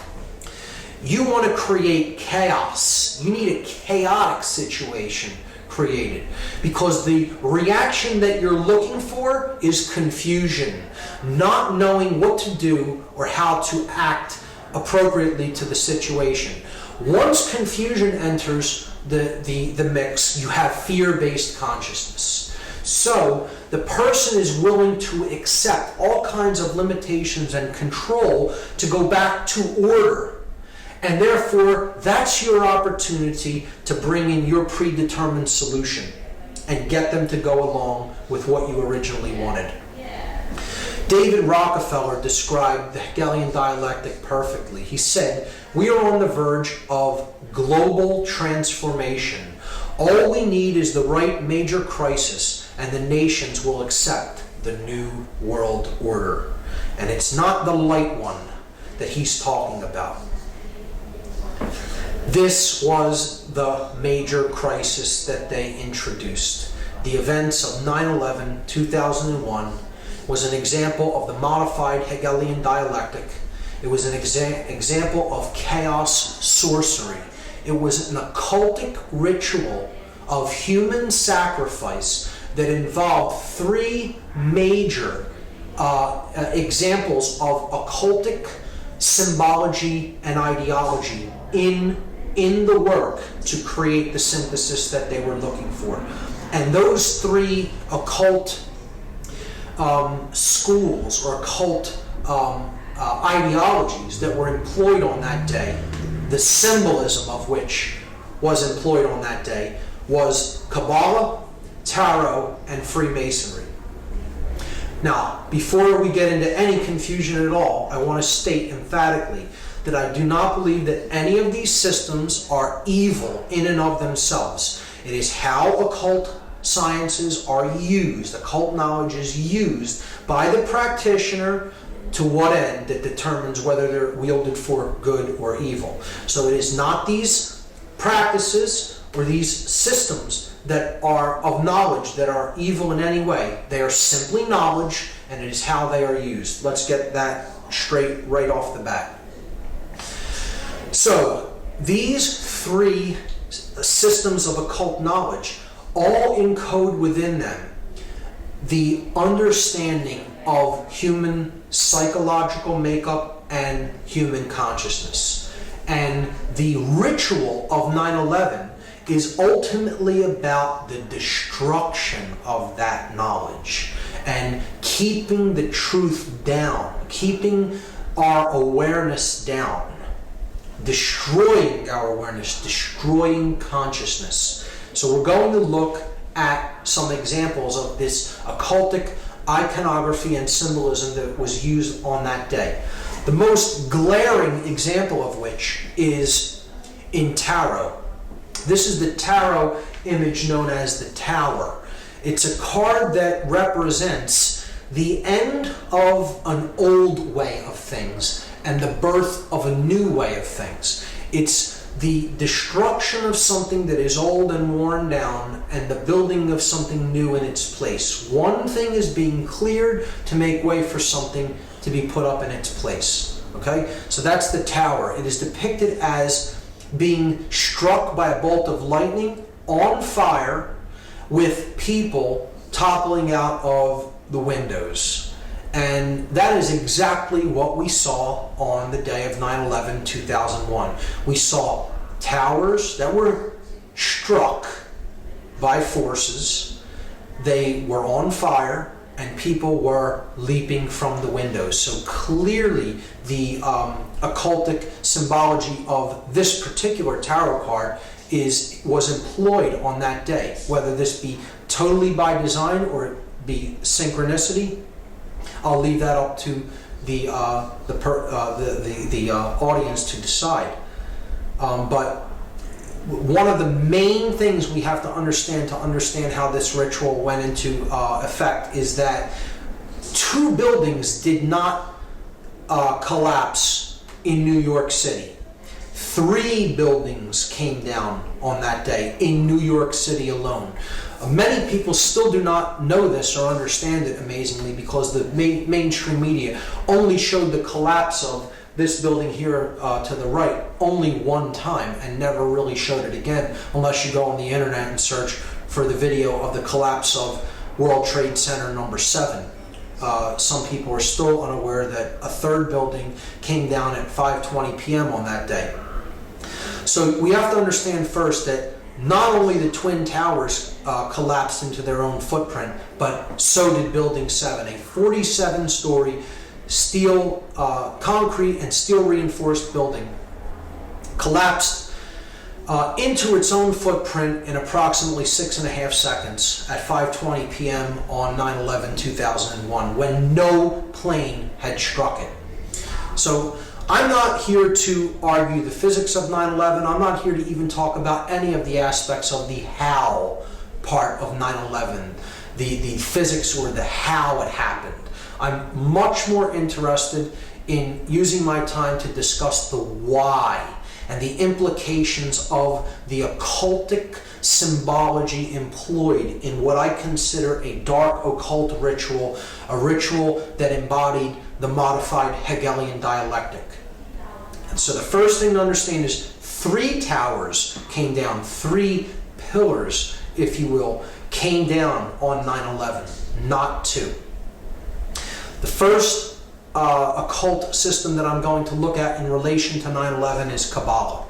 Kabbalah is an ancient Semitic form of occultism. Judaism takes some of its roots from Kabbalah, and this is the main symbolic structure, or this main symbolic icon of Kabbalism. It is known as the Sephirotic Tree of Life. This is known as the ladder to God, okay? The levels that go up in consciousness to God. And there are 10 of these spheres on the tree. If you count them, there are 10 total. This is 1, 2, 3, 4, 5, 6, 7, 8, 9, 10. They're known as, these spheres are known as Sephirot. So the 10 Sephirot comprise the Tree of Life. Now in the books that describe this symbol, the Sephirotic tree, they're the Zohar and the Sefer Yetzirah. They look at it as that there are only 10 Sephirot. There are not 9 and there are not 11. This is specifically worded into these books. To speak of there as being any more or less Sephirot is considered like a blasphemy in Kabbalah, because there are only 10.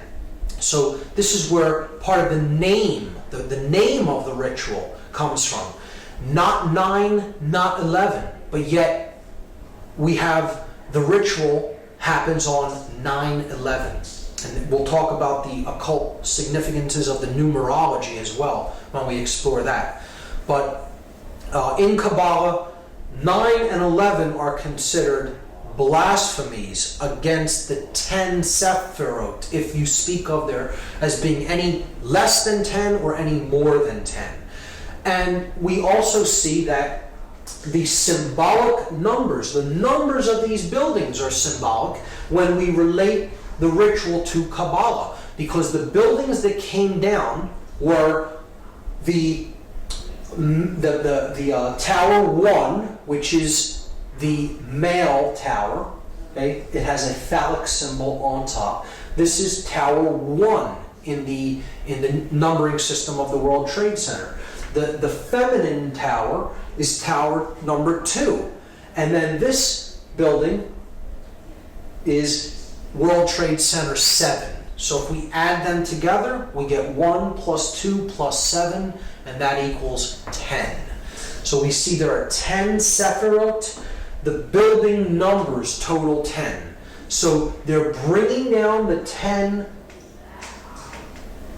in the buildings, and they're bringing down symbolically the 10 Sephirot. You see, in the Sephirot, there are 3 pillars, 3 columns. You have this left-hand path known as the path of severity. You have the right-hand path that is known as the path of mercy. Again, these are corollaries to the Freemasonic pillars. This would be the pillar of mercy, which is Joachim. This is the pillar of severity, or Boaz. And then you have the path of mildness, or the path of will. Will to ascend in consciousness. This sphere representing base consciousness, and this sphere representing cosmic consciousness. Without going into very deep explanations of what each Sephirot represents, just understand that this middle pillar is the synthesis between these two. This represents too much male aspect or control. This could be too much capitulation to control. You can look at it that way, with this path being severity, this path being mercy. You could look at it as this path is not being a controller and also not being a slave. It is not being a dominator nor capitulating to domination. Therefore, the middle way, as it is called in Buddhism, the unification of male and female, the chemical wedding.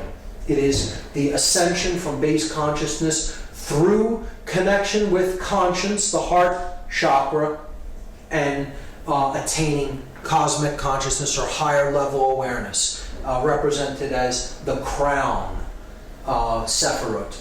See, if you collapse these in, right? If you were to take these 3 levels and collapse them in right into the middle pillar to bring these dual aspect Sephirot into one, you would see that this really represents the chakra system. The 7 chakras. You would have the base chakra, the sacrum chakra. These 2 comprise the solar plexus chakra, the heart chakra. These 2 comprise the throat chakra. These 2 comprise the third eye chakra, and that comprises the crown chakra. So there's the 7 chakras. All right? And we see that would be on the middle pillar, and it would contain 7 chakras. And again, the middle pillar here is building 7. All correlates perfectly. Here are the chakras, representing the 7 planets. Up the middle pillar, the spinal column, the raising of the Kundalini energy up the spine and to the top of the head. From down here, the farthest out from the sun until we get up to the solar mind. And the earth being the heart chakra of the system. The earth and moon right in the middle. It would be the 4th of the 7 chakras. And that's what's ultimately being brought down. The consciousness is being destroyed and leveled by the leveling of these towers. Okay, so that's Kabbalah. That's the Kabbalistic aspect of the destruction of the World Trade Center buildings, the 3 pillars of the World Trade Center. The second occultic tradition, tarot, we see again the columns of Jachin and Boaz. Now, see, they're reversed in this example. They're the same way that they are in the Kabbalistic Sephirotic tree of life. But this is the male pillar, the light pillar, the pillar of mercy. This is the male pillar because you're looking at the entrance of the temple. See, in the Freemasonic tracing board that we discussed, the light pillar is on this side because you're on the outside of the temple walking in. In this example, you're inside the temple looking toward the outside, and the goddess is seated in the temple and she's veiled from the outside. So if you were to picture yourself walking in from behind her, right, and she's veiled, the Jachin pillar would be to your left. And that is the male pillar, and here we see the male pillar with the phallic symbol. The feminine pillar, see, it's on her right side. This one's on her left side. So you have the feminine pillar, which would represent Boaz. The masculine pillar here would represent Jachin. The middle pillar represents the goddess. Again, it's a sacrifice of the goddess. Once again, we see it happening. Here we see she's the moon goddess. She has the cross on her chest, the cross of the sun, that she carries within, that she gives birth to. Here we see that the Sephirotic tree is behind her, because tarot, Kabbalah, and Freemasonry are aspects of occultism that must be studied in conjunction with each other to fully understand them. The goddess holds the book of truth, the Torah, the law, the truth, and it is veiled by her cloak because no one knows how the story ends. The future is still to be written. So, in ancient goddess worship traditions, this goddess was known as Tara, T-A-R-A. And this is why, as a result of this ritual, we have a war on terror. But see, it's said, when it's said quickly, it morphs, and the word phonetically becomes terror. The war on terror. The war on the goddess, the war on the sacred feminine, the war on our emotional feminine aspect, to shut down conscience and to simply follow orders, to do whatever we are commanded to do, to simply follow orders without conscience being involved. The sacrifice of the goddess, care, conscience, the sacred feminine principle of the individual. So again, this middle pillar is the most important. It is the synthesis between the masculine and feminine energies, the other two pillars. So the third pillar is the principle of truth, because another name for this goddess in Egyptian tradition was Taurt. And Taurt's name kind of phonetically morphed until it became Taruth.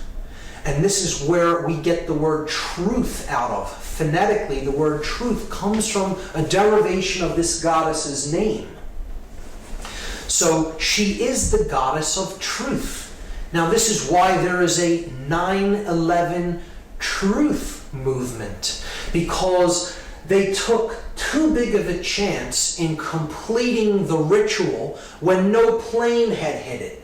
See, a plane was more likely than not scheduled to hit that building, or something was scheduled to hit that building, whether you believe it's planes or whatever you believe actually struck, or the force that was used to bring down those buildings, to me is irrelevant.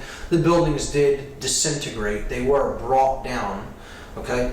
And whether you believe it's controlled demolition or even a more exotic technology is irrelevant as far as I'm concerned. The buildings were brought down, and that's the main thing. And the middle pillar, which represents the goddess it represents truth, it represents the path to higher consciousness, the unification of the masculine and feminine principles of consciousness within the individual are being destroyed. Ritualistically, symbolically, we're destroying the sacred feminine. We're destroying care. We're destroying conscience. We're destroying consciousness. We're destroying truth. Okay, that's what the ritual is about. And that is why Building 7 had to be brought down. Something went awry in the plan.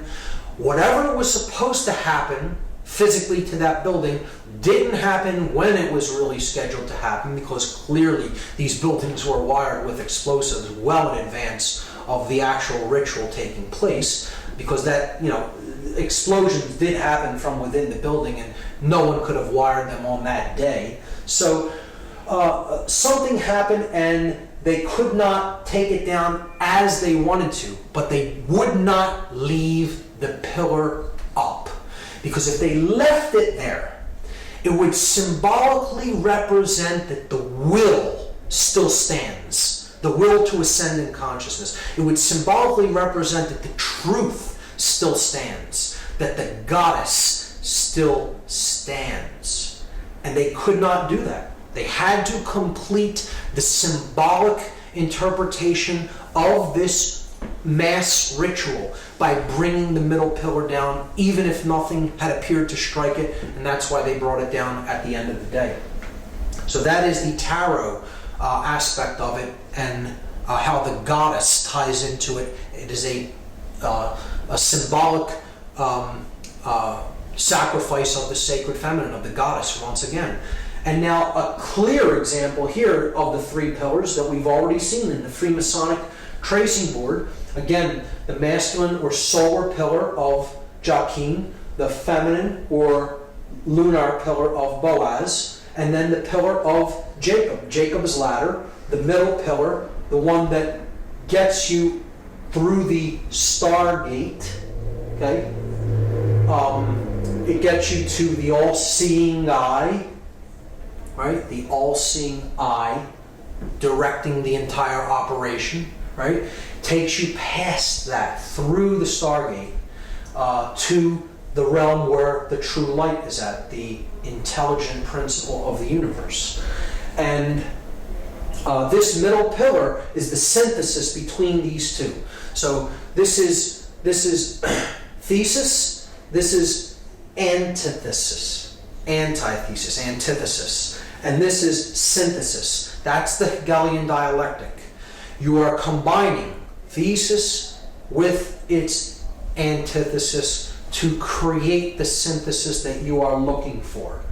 And that is the ladder to higher consciousness, to higher ground, so to speak, from which you can see the entire game board. You can see the whole floor of the house, as they call it in Freemasonry.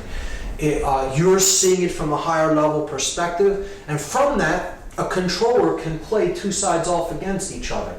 See, the one who achieves this level, the highest ground, the third pillar, the middle pillar, really sees things that one in base consciousness from the lower perspective, the dual perspective, cannot see things from. So they can be easily played off like a puppet master playing off two puppets on strings against each other. So that's how the Hegelian dialectic works, and that's exactly how they used this event. They're playing off two sides against each other, the Christian nations against the Muslim nations, when in fact, those who want the synthesis created the whole thing. They orchestrated the entire thing. And they got their synthesis, rushing off into wars with countries that really did not have anything to do with the events of that day, because it was a highly orchestrated occultic event controlled by the hidden sorcerers from behind the scenes, and this entire operation was directed from that all-seeing eye, the Pentagon. So bringing down the middle pillar at the end here could represent Well, once a puppet master climbs up to a higher level to control two sides against each other, he has to destroy his ladder so no one can come up to reach him where he's at to discover that he's the one pulling the strings. See, in that symbolic context, that's why they destroy the middle pillar there. So in any context, it works. To understand also in Freemasonry, Hiram Abiff is a representation of truth or conscience, right? He is the middle pillar here. He is the grand architect of Solomon's temple, the greater architect. Hiram, king of Tyre, being the lesser architect, representing the square. Hiram Abiff represents this G in the middle, the grand architect. He is the grand architect for Solomon, who represents the compass on the Masonic compass and square. So he is also a manifestation of the truth that is the synthesis between the male and female aspects. See, and he's wearing a blindfold. Truth is blind. And again, it could symbolize an initiate who is initially blind, and then he gradually becomes the all-seeing eye through his ascent to the higher level of awareness. He begins on the floor of the house, blind to the light, he ends up at the all-seeing eye. Again, a symbolic understanding of consciousness as a journey from darkness into light. And this again is a representation of these pillars are a representation of the Temple of Solomon. And the original Temple of Solomon is the Giza complex. These pyramids are the mystery tradition's embodiment of the temple in man. That's what they were representing then. And the buildings in New York City are a rebuilding of this symbolic temple in New York City. Just like they were built in Giza, like the Temple of Solomon was built in Jerusalem, and then it was razed to the ground, and another version was built. It was rebuilt in New York City symbolically, and then it was destroyed again. And now they're planning on building another Temple of Solomon on the ground where the World Trade Center was destroyed. But they're doing it in a very different way this time, which we'll understand when we get to that slide. But see, Hiram Abiff, the ritual of becoming a Master Mason is about Hiram Abiff's ritual murder. And he says that he refuses to give the secrets of Freemasonry. He refuses to give the secret word of the Master Mason. He says, I will not give it to these ruffians who are accosting me. They want to know the word without doing the work. So he is ultimately slain by these ruffians for not giving the word, but he only tells them that you'll know the word of the Master Mason when the temple is rebuilt.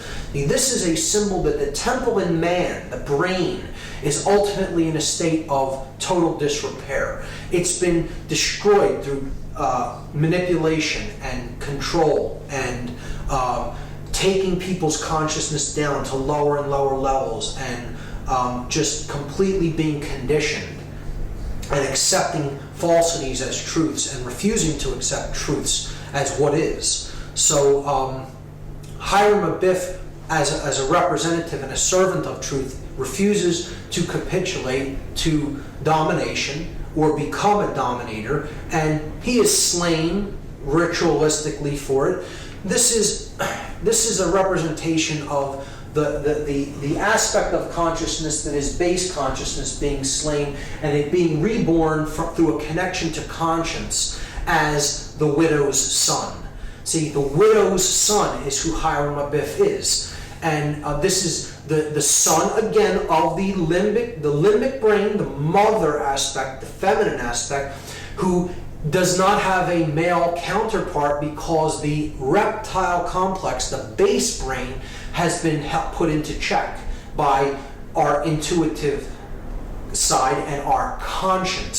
So then the male child of proper moral action, the unified neocortex, is born of the widow, the mother without the father or the virgin birth. It's the Christ story retold in a different way. The widow's son is born. The unified neocortex bears the person of proper moral action because they're being born of the intuitive feminine part of the brain, and the male dominator reptilian part of the brain has fallen away. He's fallen dead. Okay, so that's what the story of Hiram Abiff is about. And he's saying to the ruffians, those in base consciousness who threatened to kill him for not giving the secrets of Freemasonry, you'll know the word when the temple here is rebuilt. And the word, the lost word of Freemasonry is equilibrium. That is the lost word. Because equilibrium is what we're striving for between the hemispheres of our brain and the masculine and feminine polarities that are indwelling within us. So they have to come to a state of equilibrium, and then the temple will be rebuilt. The brain will operate in global coherence across both brain hemispheres, and the third eye will be opened, and cosmic consciousness will be awakened. That is what this story is about, and that is what the ritual murder of Hiram Abiff is about. And we'll keep that in mind when we understand that there is a new temple being built on the ruins of the old temple in New York City. Again, the complex of the World Trade Center is a symbolic representation of the original Temple of Solomon, the pyramid complex at Giza. Rebuilt in Washington, D.C., here we see the 3 pillars at Giza, 2 extremely large towers or pillars, and 1 small one. And we see it rebuilt here, the 2 large towers and then the one that is less than half of the size of the other 2. This sphere here is a representation of the Sphinx, okay, at the base of these columns. So these columns are also a symbol of the Babylonian gold-headed man depicted in the dream of Nebuchadnezzar in the book of Daniel, a prophetic book in the Bible. The gold-headed man represents centralized authority, pharaonic rule, or total hegemony, the unquestioned global ruler, the one world order, the church and state unified in the head of gold. And as dynasties went on, power diminishes. It goes through the Silver Age, then it goes into the Bronze Age, and eventually you have the separation of church and state. And you have the iron legs of the separation of church and state, and then you eventually get to the clay feet if you study this symbology in Daniel. And it's understanding how power is amassed, and eventually through time it is diminished until they're trying to get back from this level to this level. And that is what the Dark New World Order would be. The destruction of the 2 pillars and the combining of them into one centralized authority, one world state and religion. That's what the New World Order ultimately is about, the Dark New World Order. So they're destroying these 2 iron legs. They're destroying the iron legs of the Babylonian gold-headed man to try to get back to one centralized authority of church and state. These pillars could be seen symbolically as church and state being destroyed. So where do we see the concepts of church and state? We see them in tarot on the death card of the major arcana. So we see the rider, death, on the white horse, coming with the flag, the black flag that has the inverted pentagram on it, the destruction of spirit. He is running down a king, and he's getting ready to run down a pope or a priest. So this is the ruler of state, this is the ruler of church or religion, and he's running them both down, destroying church and state. And you see in the background the 2 pillars with the setting sun in the background, the light going out from the world between the 2 columns. Highly symbolic. This is a representation of the new temple that they're building. In place of where the 2 pillars stood, they're planning on erecting one from where the 2 stood. The thesis and antithesis destroyed, the synthesis is created. The phallic symbol, the one male phallic symbol, erected in place where the symbols of church and state symbolically once stood. You know, obviously they weren't buildings that really represented that, but they're symbolic analogs to these concepts. And putting the one pillar up in the place where the two stood is the rebuilding of the destroyed Temple of Solomon in New York. The sun and the moon, and now only the sun, or phallic symbol, the male tower, remains.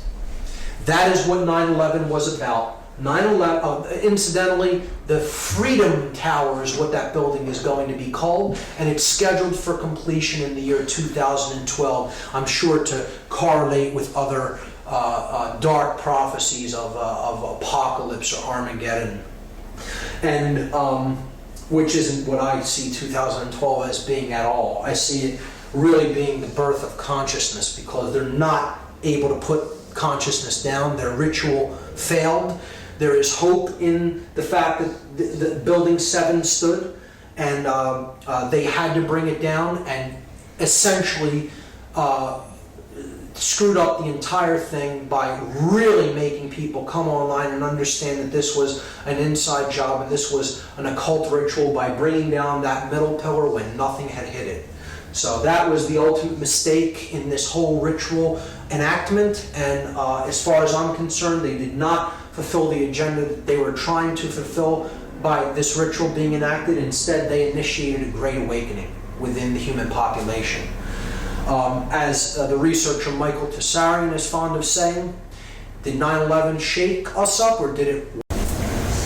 So now, just as we did with the reverse of the Great Seal on the back of the $1 bill, I'm going to examine the gematria, the occultic numerology involved in the 9/11 event. These are the numbers of the 3 flights that struck these 3 buildings. The North Tower was struck by Flight 11, the South Tower was struck by Flight 175, and the Pentagon was allegedly struck by Flight 77.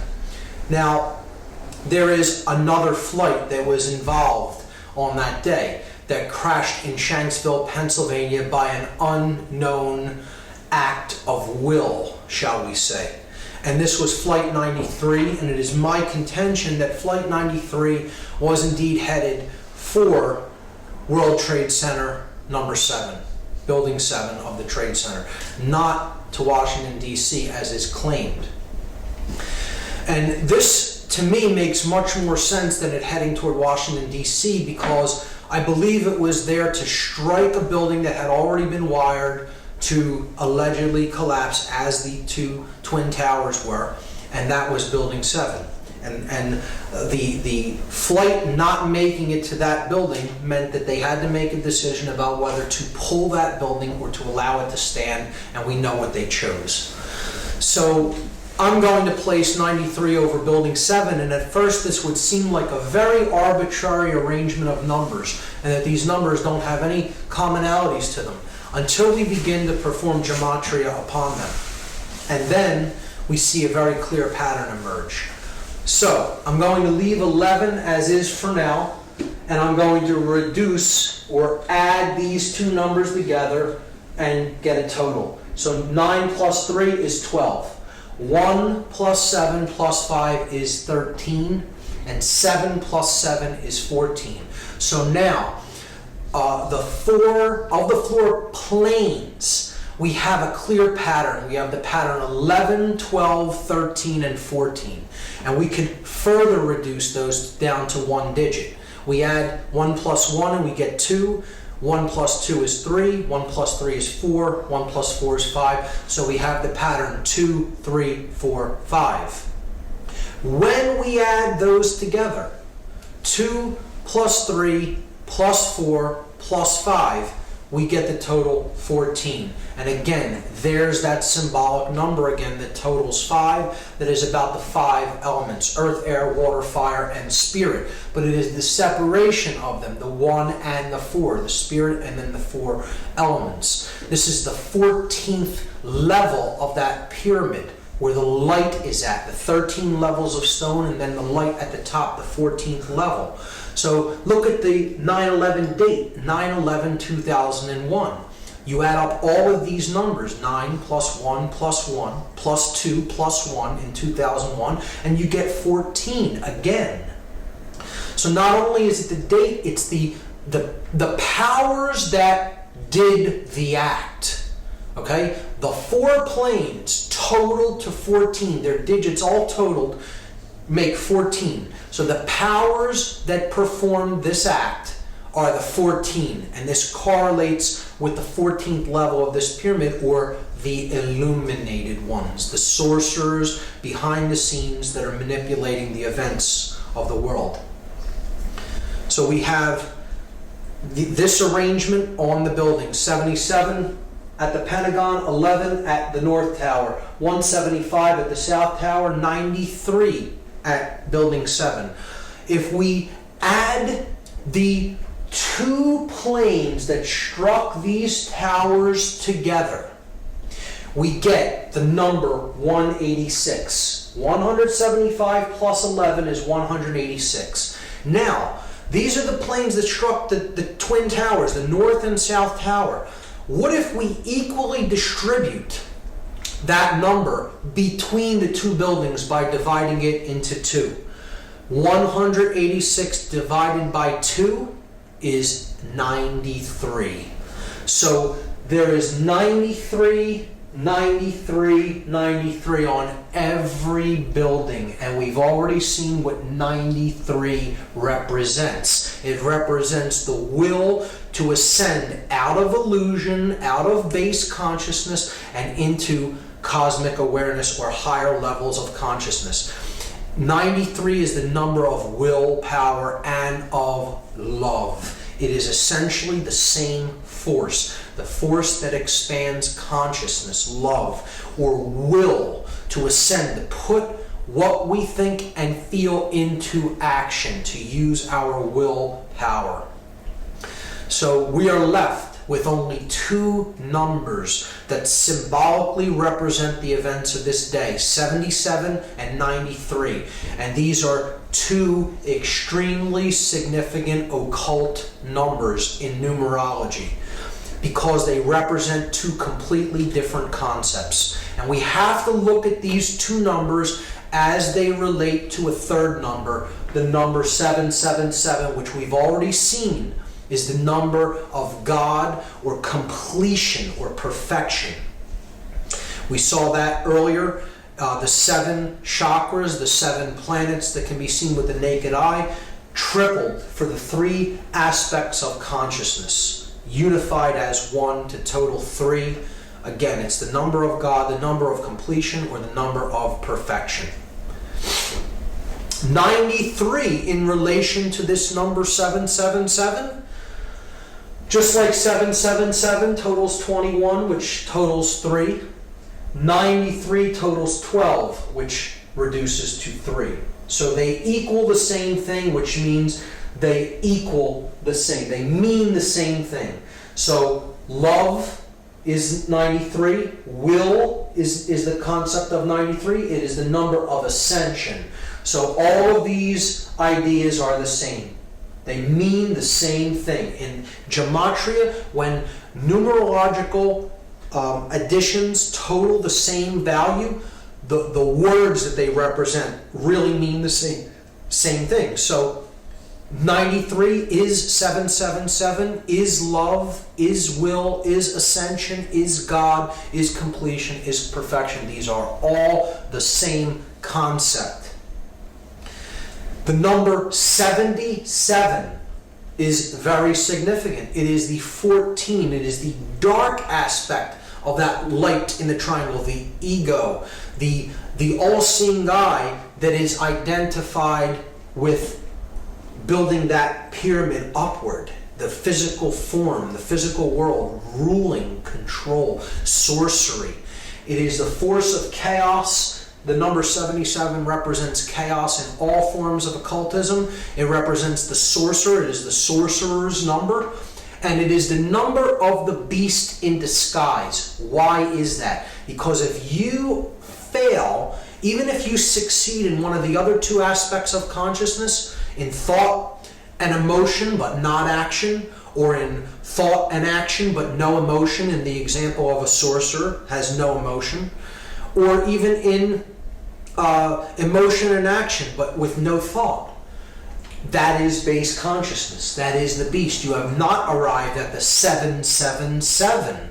You have only arrived at the 77, which is 2/3 of completion, or it is 14 out of 21, 2/3, right?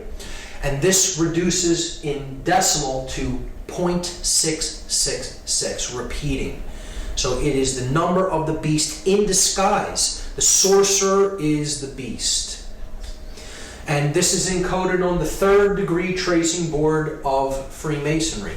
Here you see the tools that slayed Hiram Abiff.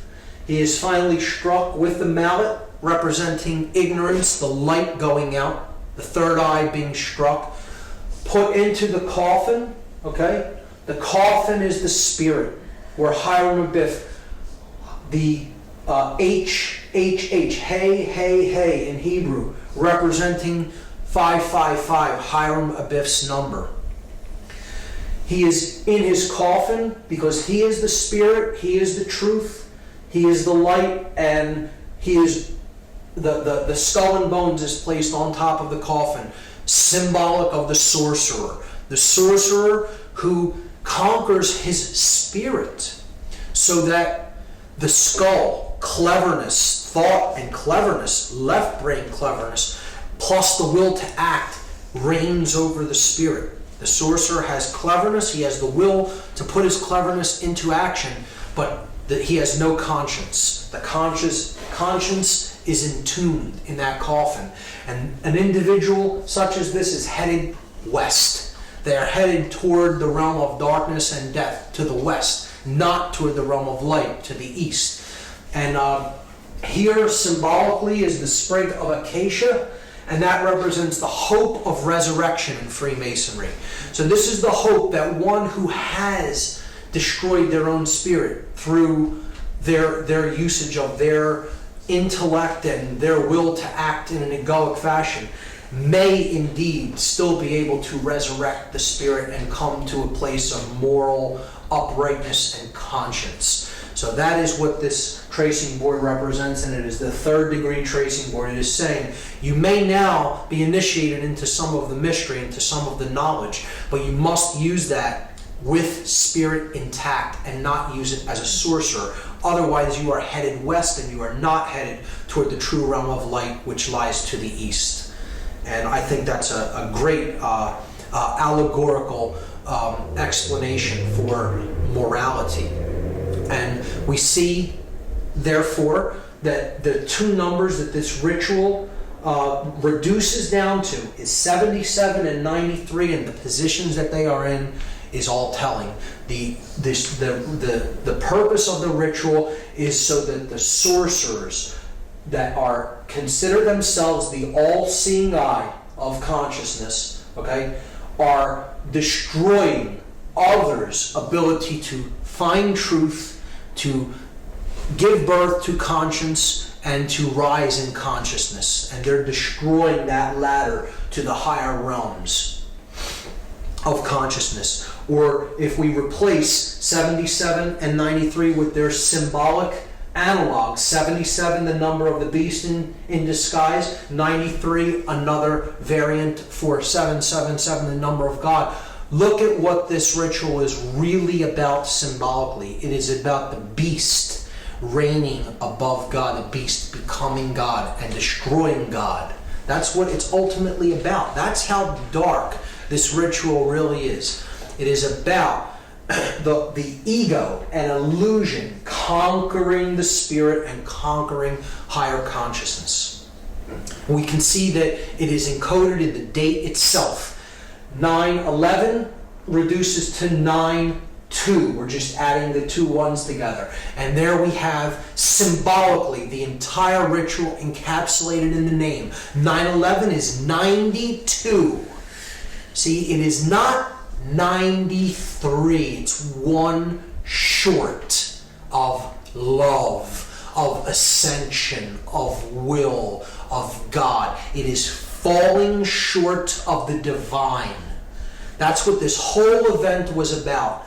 That the idea that human will is falling short, and now the time of the beast is upon us. See, 92 out of 93, falling short of love, will, ascension, God, reduces to 11 out of 12, which reduces to 2 out of 3, which again is the number of base consciousness. It is the number of the beast when it is reduced to its decimal format.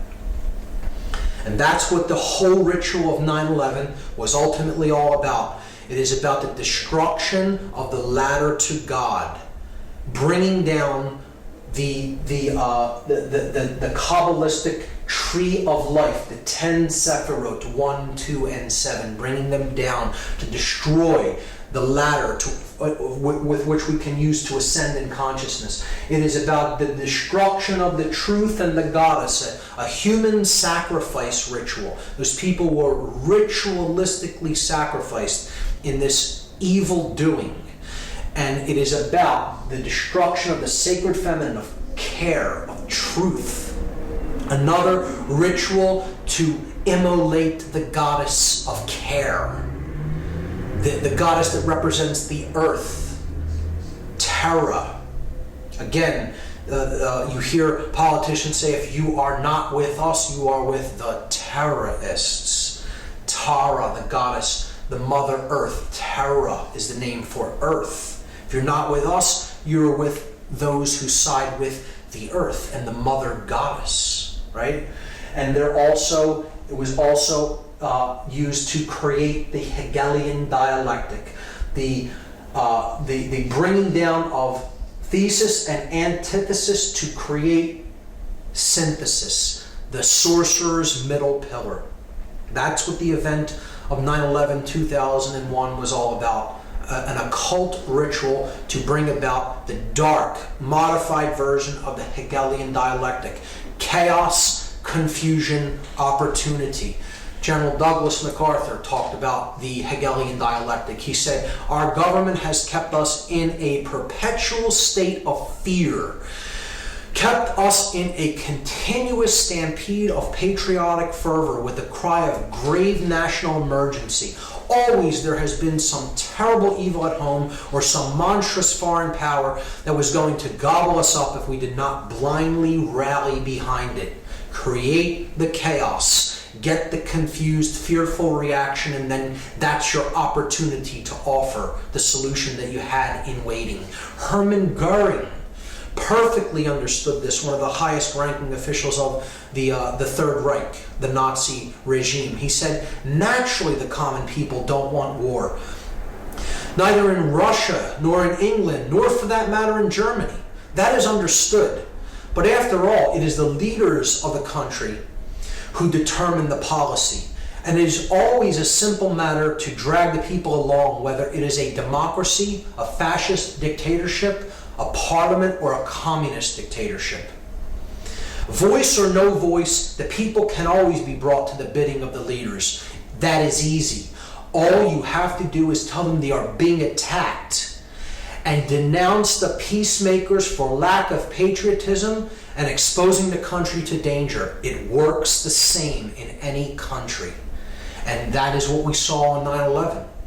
Except it wasn't just telling the people that they were attacked. This is what Hitler did. Hitler burned his own Reichstag building, the German parliamentary building in Germany, and he blamed it on the communists, even though his Gestapo really did the fire. They lit the fires at the Reichstag, and he blamed it on the communists as an act to usurp more political power and be appointed as Supreme Chancellor.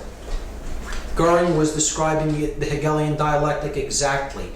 Benjamin Franklin made this statement: those who would give up essential liberty to purchase a little temporary safety deserve neither liberty nor safety. And we have neither as a result of going along with this witch hunt and this hunting for the boogeyman that perpetuated 9/11, because Middle Eastern terrorists did not do this event. It was a staged, orchestrated, occult ritual that has nothing to do with Islamic fundamentalism whatsoever. Voltaire said that those who can make you believe absurdities can make you commit atrocities. If you go along with what simply is not true, you can be led into any number of atrocious actions. And really, that's what the ritual was all about, to keep us in a perpetual state of fear so that we are easier to control. And that's what the whole fear of terrorism and the terror alert system is all about. See, just like Hitler burned his parliamentary building, we had our Reichstag fire called the 9/11 event, and it's just about an attack on civil liberties and our rights and our right for freedom of speech, and just to curtail all the God-given rights that we already possess as an attack on our personal sovereignty. And people will be willing to give up more personal sovereign rights if their consciousness is shut down through fear. They bought into the fear, and now we're going off in other lands that really had nothing to do with this event, and we're waging war and killing millions of innocent people as a result of this total fraudulent staged event. And these are the atrocities that we're committing because we've believed in this absurdity. The murder of children, torture, now seen as acceptable in many circles, absolutely reprehensible actions perpetrated upon people that do not deserve to be treated like animals, which is what they're doing to many of the prisoners that they're holding in oftentimes secret prison camps. And it's just a further perpetuation of suffering and fear into the world that is a self-perpetuating cycle and creates more and more of the same dynamic: fear, disorder, chaos. That's what the whole event was about. Encapsulated in the 33rd degree of the 33rd degree of the Order of Freemasonry is this symbol, the double-headed eagle, which represents he who sees the past and the future, because ultimately the same force is controlling both and directing both. And it's about order out of chaos. Deus meum quae Jus is a Latin phrase that means God and my right. God and my right, like the divine right of kings. And Ordo ab Chao, another emblem of the 33rd degree, chaos, sorcery. Our brand of order out of our brand of chaos. Now, there is a positive interpretation of this emblem and of the phrase Ordo ab Chao. Order does indeed arise from chaotic situations when you look at putting water into a vessel and taking it from one level up to a higher level. That is the way consciousness ascends. It has to be a chaotic event, but then it comes up to a higher level and then it maintains equilibrium and order again. So that is a way of seeing this principle as in a positive way, but in this event, certainly dark occultists manipulating sorcerers are orchestrating this event as an example of chaos sorcery, chaos magic, to bring about their Hegelian dialectical order out of the chaotic events that they themselves orchestrated. And that is the final method of manipulation. So now, the last thing I'm going to do in part 2 is talk about what is the globalist esoteric agenda. What is the ultimate agenda that the globalists want to see brought about? Why are they doing all of these things? Why all of this manipulation and mind control? What is the end game? What is the end result of what they're trying to accomplish? What is their agenda? And J. Edgar Hoover, former FBI director, made this statement: the individual is handicapped by coming face to face with a conspiracy so monstrous he cannot believe it exists. The American mind simply has not come to a realization of the evil which has been introduced into our midst. It rejects even the assumption that human creatures could espouse a philosophy which must ultimately destroy all that is good and decent. See, this is why we're in such denial, why we're in such cognitive dissonance about all of this. People will say, I don't care if I had absolute definitive proof that this is exactly what happened and how it happened. I won't believe it anyway. I will choose to believe in something that isn't true because my mind can't go there. It's too uncomfortable for me to accept. And this is the condition Hoover, right here, a former FBI director, is describing. He's describing cognitive dissonance, psychological denial that comes from the refusal to accept the fact that things are as bad as they are. David Rockefeller described this New World Order, what they're trying to put into effect. This agenda, he described it. He said, "We are grateful to the Washington Post, the New York Times, Time Magazine, and other great publications whose directors have attended our meetings and respected their promises of discretion for almost 40 years. It would have been impossible for us to develop our plan for the world if we had been subjected to the lights of publicity during those years." He is thanking the media for their silence and complicity in not exposing the agenda of these global manipulators and their plan for the world. He said, "The world is now more sophisticated and prepared to march toward a world government. The supranational sovereignty of an intellectual elite and world bankers is surely preferable to the national auto-determination practiced in past centuries." Imagine the hubris of somebody making this statement practically out in the open, saying that the world surely would be better to be completely governed by international bankers and an intellectual elite rather than national sovereignty and personal sovereignty codified by our documents of higher consciousness, like the Declaration of Independence, that explained what the sovereignty of man is really about and where it comes from. And he's saying out in the open, why have that when you can have rule by international banking dynasties? This is what the agenda is all about. The elite want to get back to the Babylonian gold-headed man. They want to get back to 100% total control of all the resources and all the minds on the planet as God on the earth, the all-seeing eye in human form, that which is omnipresent, omnipotent, and all-powerful. All-powerful, all-knowing, all-seeing, present everywhere. So this is the rulership of church and state in one. Church and state are obliterated and they are replaced by one sovereign, ruling, global elite class that runs the state and the religion, and they're one and the same. Just like Nazi Germany tried to do, but this would be the new version, the Fourth Reich, Nazi Germany on technological steroids, taken to a whole new level by advanced technology. 1984, as written out by George Orwell in his brilliant novel, like the Ingsoc Party. Total 100% control of everything that is true, everything that is believed, everything that is done. They are the arbiters of truth. They're God on earth. That's what they want to accomplish. They're putting this into practice through trying to eliminate national sovereignty through the erasure of borders and to create national superblock states of nations, like they're doing with the European Union and like they want to try to create with the North American Union of Canada, the United States, and Mexico.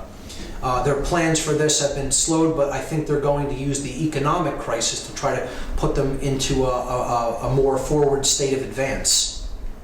They want a world mercenary army to control the population of any dissenters. They want a world central bank. They want a microchipped population from which resources, food, money can all be controlled by a globally networked computer that they control, so they know where all finance, where all currency is flowing, and can can take anybody out of the loop for not going on with their along with their agenda at any given time, and then they would have no ability to take part in any commerce in any way.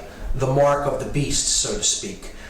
A total surveillance grid, a technological surveillance state. Big Brother is watching you, getting us used and acclimatized to always being on camera, always our actions always being watched. Further and further centralization of control, and further people policing themselves. That's what they ultimately want. The destruction of the sacred feminine aspect of our consciousness, our emotions, through the numbing out of our emotions, through our food and medicine, particularly the overprescribed antidepressant SSRI drugs, a total state of left brain prisonhood in which people become more and more controlling and dominant toward the left brain, even females, and they become subservient to those of higher levels above them. So a race of masters and slaves. A continuing human sacrifice through endless conflict and war, wherever they choose to do it, to decrease the surplus of anybody's daily produce, and to keep the blood of human sacrifice flowing into the earth. They believe that they have to continuously sacrifice people. This goes back to the ancient rites, where the ancient priest class, this demonic priest class, would actually believe that they had to keep blood flowing in human sacrifice for the sun to make its journey across the sky each day. It's that level of perversion and sickness in this occultic ideology that wants and desires to have endless human sacrifice through war. To have a population of completely disconnected from spirit individuals that are completely hypnotized, shut down in consciousness, totally blindfolded, have the blinders on, and have become pure sheep. They've become their own sheepdog. They police themselves, and they have become golems. They've become creatures, literally creatures without actual consciousness of their own, that are completely programmable and are owned by someone else. They're totally created beings that are made by someone else. See, that's the definition of a god, is it not? It's a being that is capable of creating another being in its own image and likeness. And that's what they want to create. They want to create a being that looks like that. That's how they look inside. That's how much they rage against what is. They are actually that golem on the inside, and they want to create that in the external world, because that is how they ultimately feel about themselves and the world. Julian Huxley described this total scientific dictatorship. He said that a really efficient totalitarian state would be one in which the all-powerful executive of political bosses and their army of managers control a population of slaves who do not have to be coerced because they love their servitude. This is a person who studied eugenics and mind control, and he was explaining what the New World Order that they're trying to build really is. Slaves that love their enslavement because they have become so dependent on the big daddy state. What this all boils down to, once again, the New World Order is about human enslavement. It is about slavery, a society of perfect evil. Perfected evil is the state when every being in a society is both simultaneously a master and a slave. They have subordinates under them, which they dominate, push around, and are masters of, while simultaneously they follow orders from an elite class above them, and so they are subjugated and enslaved to a hierarchy above that. And it just goes on and on up the chain. No one is free in a society of total human enslavement, no matter how high they are on the hierarchy, because ultimately you can get to the highest level in a physical body and physical form, and ultimately they are serving the dark force of consciousness. They are ultimately enslaved by their own fear. They are ultimately enslaved by their own ego, and they are ultimately enslaved by illusion. The belief that you can or have a right to attempt to control anyone or anything outside of your own thoughts, your own emotions, and your own actions, because that's the only thing you have any right to control, and that's the only thing you can control. Everything else is an illusion, and if you attempt to control, you are ultimately enslaving yourself.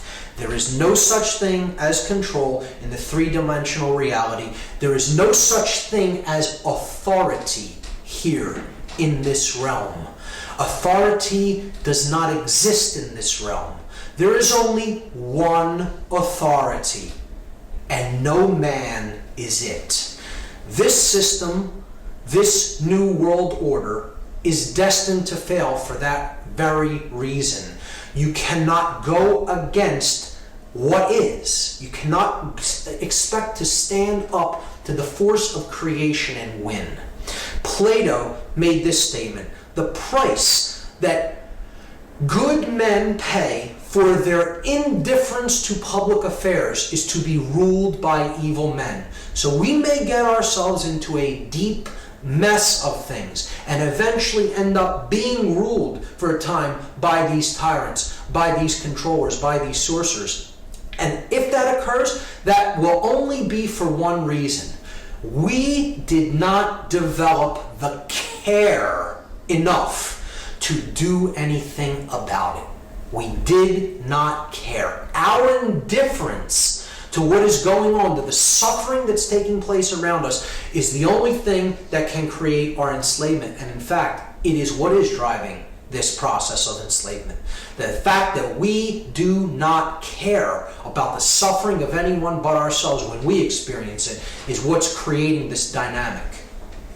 And that is what the New World Order is. The dark New World Order is that pyramid of enslavement controlled by an intellectual elite with no conscience that is in the know about how consciousness works, is keeping others in the dark with their own will. They're using their desire to stay in ignorance against them and keeping them at lower levels of knowledge, not understanding what they're a part of, being the bricks in that pyramid to build their dark New World Order and put the light of creation out of this world forever.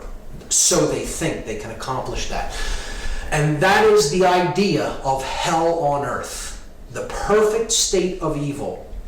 The slave and master world in which every being is simultaneously a slave and a master of a slave.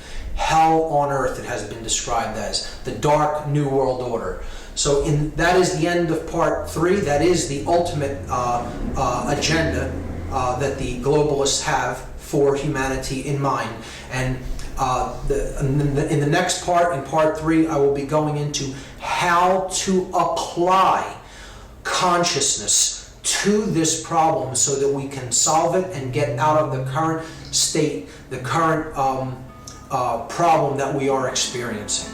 So part 3 will be solving the problem through applying what we've learned about consciousness.